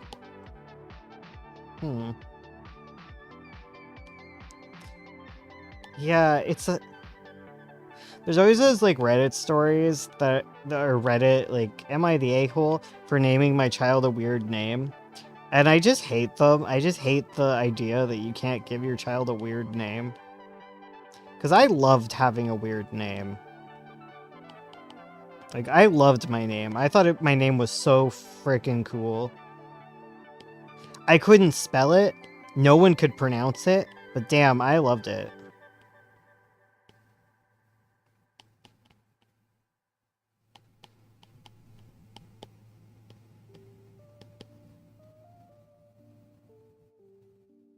Anytime someone has my name, it's either like a bully or something. Oh my god, I'm sorry.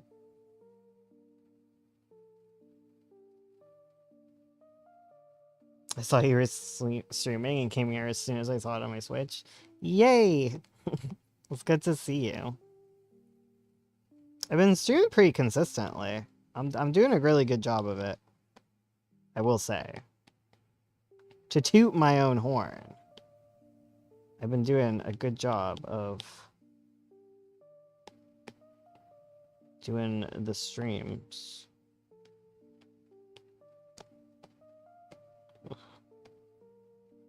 I feel like I'm gonna have to edit that a bunch.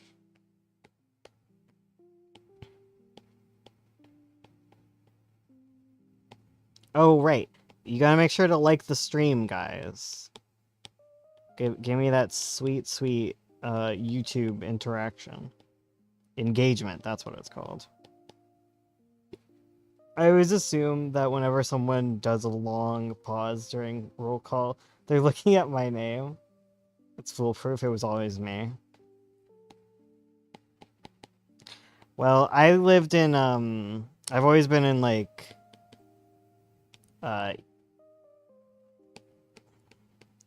just, like, classes with, like, lots of, like, immigrants.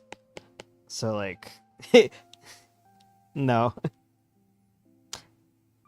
There was, like, a bunch of mispronunciations of my name that I knew.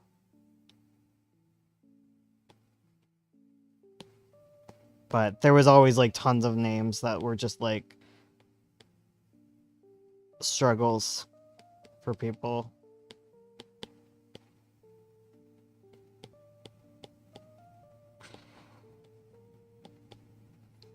And then I changed my name to Bones. I did that in high school. In high school, I changed my name to Bones. It's not my legal name, but I just selected it as a nickname on my own.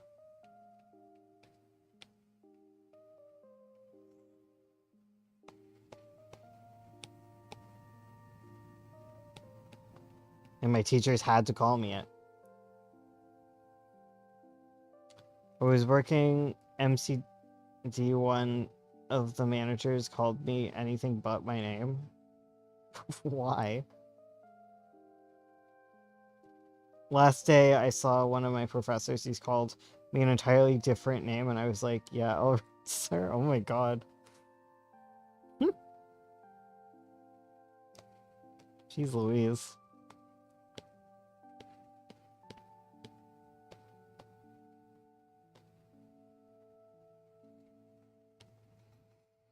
I eventually would give up. Like, I would be like, name, and they'd be like, nom, and I'd be like, name, and they'd be like, nom, you know? Like that kind of thing. Repeatedly, just saying the exact same thing over and over at each other, and I'd be like, it's fine, whatever, I don't care. I don't care. My name wasn't hard. My name is 3 syllables. It was 3 syllables, easy peasy. All highly pronounceable syllables. But now my name is Reed, and that's a lot easier. I just say read, like a book, and then I do like a little motion, like a book opening, and then people get it.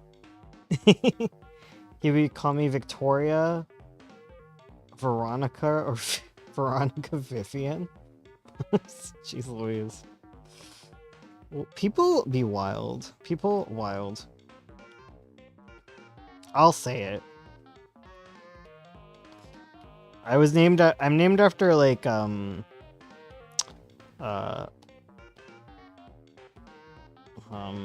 goddess. And I thought that was frickin' sick.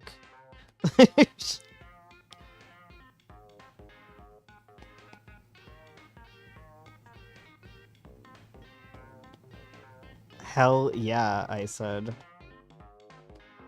Oh, most of this is covered up. I don't even have to worry about it. Yeah, I can just make that in front of her, right? Yeah.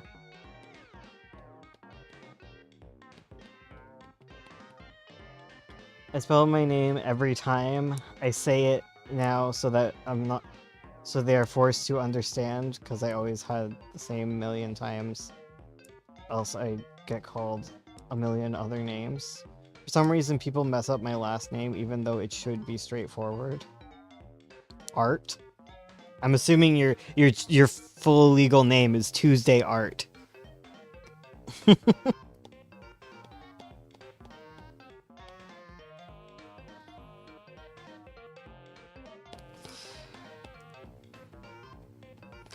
People never have trouble with my last name.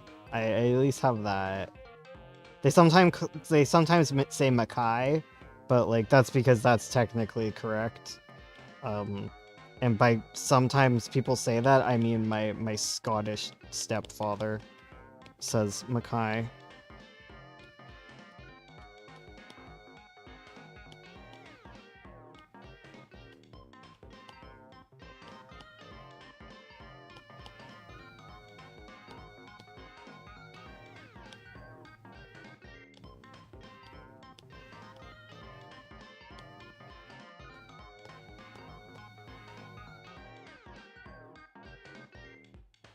Sadly, have that curse as well Tuesday. My last name is also confusing, so they never know how to say the first or last. So I now respond to other student's name, and people mostly mess up my name because of the band of the guy I was named after.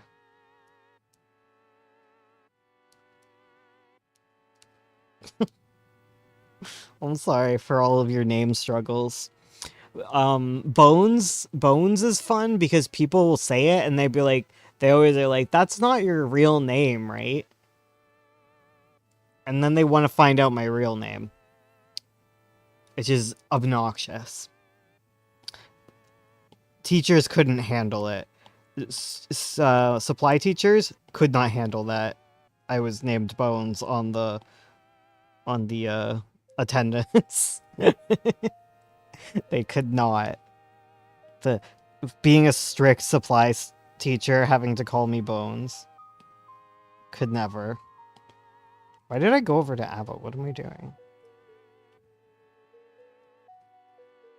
You have returned. Hello. We're talking about names now. Do you have a difficult to pronounce name? I could totally see someone naming their kid Bones.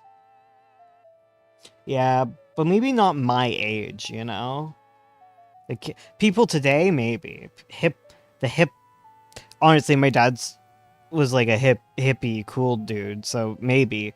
I was named Bones because my friends were really into Star Trek, and my last name was McKay, and that just put me in the role of McCoy.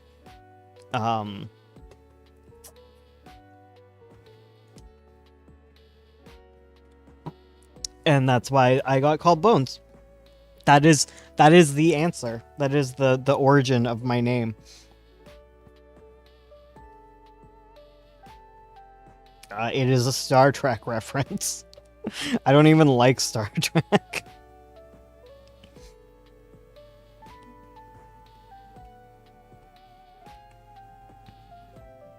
Like, there's way more valid reasons for my nickname to be Bones.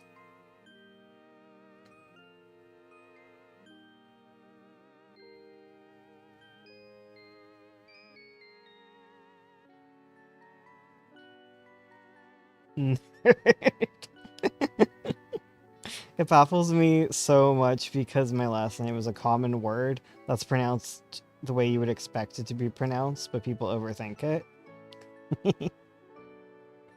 I'm fine with being a nerd. It's just funny. And so anytime I walk down the hallway, they would just shout Bones at me, and then that eventually just became my name. So, like, one person is responsible for my name, which is crazy. My name is Theodore. Not very hard to pronounce. That's true. There was a British guy that I bullied way too much, whose name was... Oh, fuck. I don't know what his real name was, because I would never say it correctly. I think his name was Theo? And I called him Theo. Or maybe his name was Theo, and I called him Theo. I don't know what it was, but I on purpose said the wrong one. I was really mean.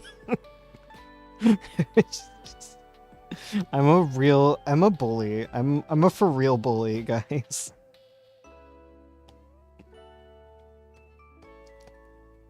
Always have been, always will be.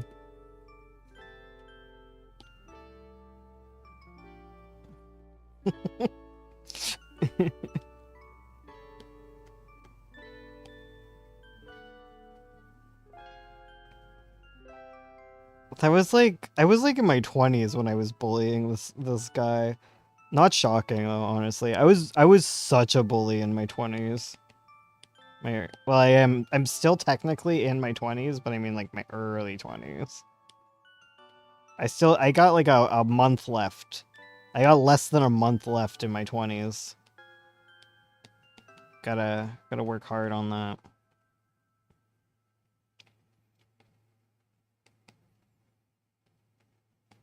I used to beat people up. Like I was that kind of bully back in not in my 20s, in middle school. In middle school, I was a fighty bully. I didn't even really think about it though. It wasn't until high school where Ursula was like, "Don't punch me," where I was like, "Oh shit, I'm not supposed to punch people. You're right." And that's how I learned to stop punching people. You can thank my wife for teaching me that lesson when I was like what, 13, 14? It's a wild. It was crazy.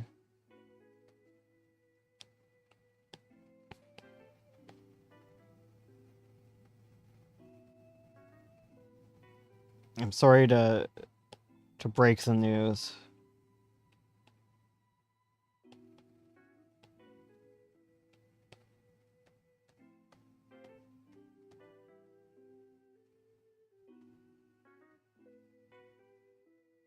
Like how you talk like you're 60. Ah, yes, when I was in my 20s. It's just, I think it's you just do like a whole lot of growing up, right? In your 20s or whatever. Like, it's just like, like someone in their 20s is so different. Like, someone in like, their, like literally like 20, I think of like 20s as like 20 to 23. I even think of it like 18. It's just like teenager plus.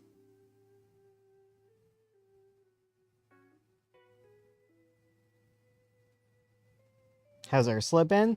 Ursula's been good. She's good. Still job hunting. Still in the job hunting mines. Still no job in sight, which sucks. Hopefully that changes.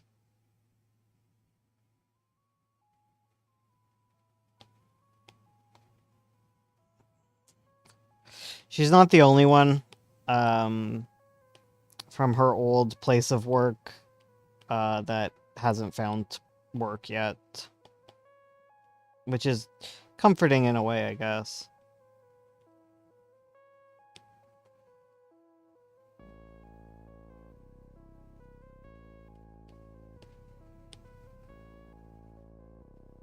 I feel the same, but I have the same feeling, Bones. Then I got to 28 and I was like, I gotta get my credit score on track.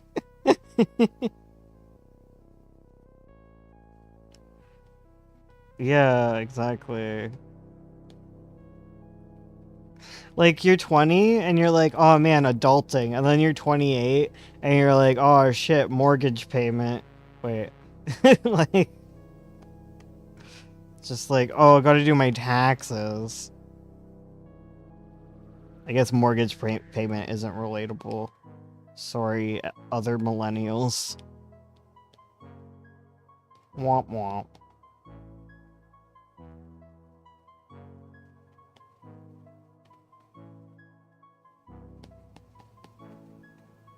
Ah, damn, the retirement fund. No, it's like you're 21 and you're like, haha, these crippling student debt loans, lol. And then you're like, holy fuck. You know? Like when you're able to comprehend it, when it hits, when it hits you, that you are indebted for the rest of your life, you know? That's that's the difference. When you exit college and you're like, "Oh shit, I learned nothing." Actually, I don't know. I didn't go to college, guys.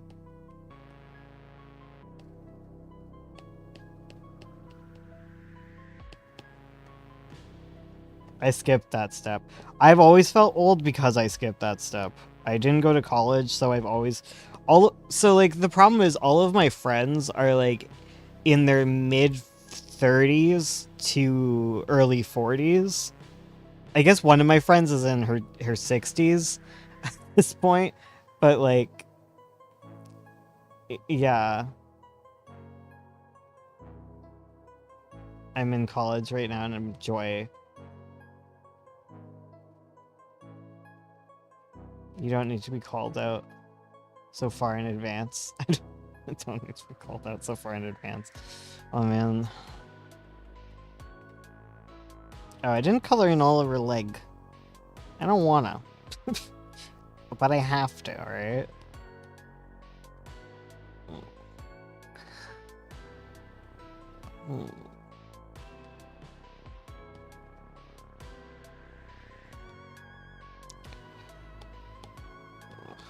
Like, I'm just like, my body, too. My body keeps reminding me that I'm approaching my 30s. You know? It's like like I twisted my ankle a little bit, and then just couldn't walk for the whole day, and I'm like, stop. It's fine now.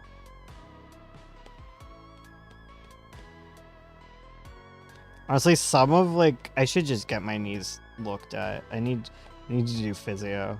I need to not be like I'm 30, time to give up, you know?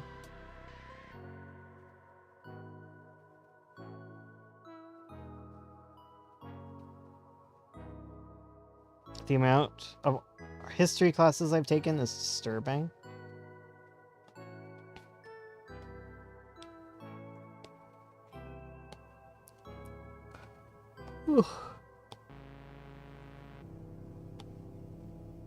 I'm not anti-college. I was way more against going to college when everyone was forcing me to try and go. I felt 30 in high school, did what I wanted to do in my teens as a 20, and now it feels like I'm becoming a good adult. Well, that's good. Oh shoot, guys, it's time for me to go, actually. I just realized. Yeah, should I eat the spicy ramen again? Should I do it? Hit 30 back in June. That's when Ursula turned 30. The real question is, what do you do if you wake up in the middle of the woods? When you get back to civilization, you realize your college never existed. And it's what is that from? Goodbye. Yes, I love spicy. Okay. Okay, I'll do it. I'm gonna do it again. Alright, I'll see you guys tomorrow. Same time, same place. Blah blah blah. I don't know.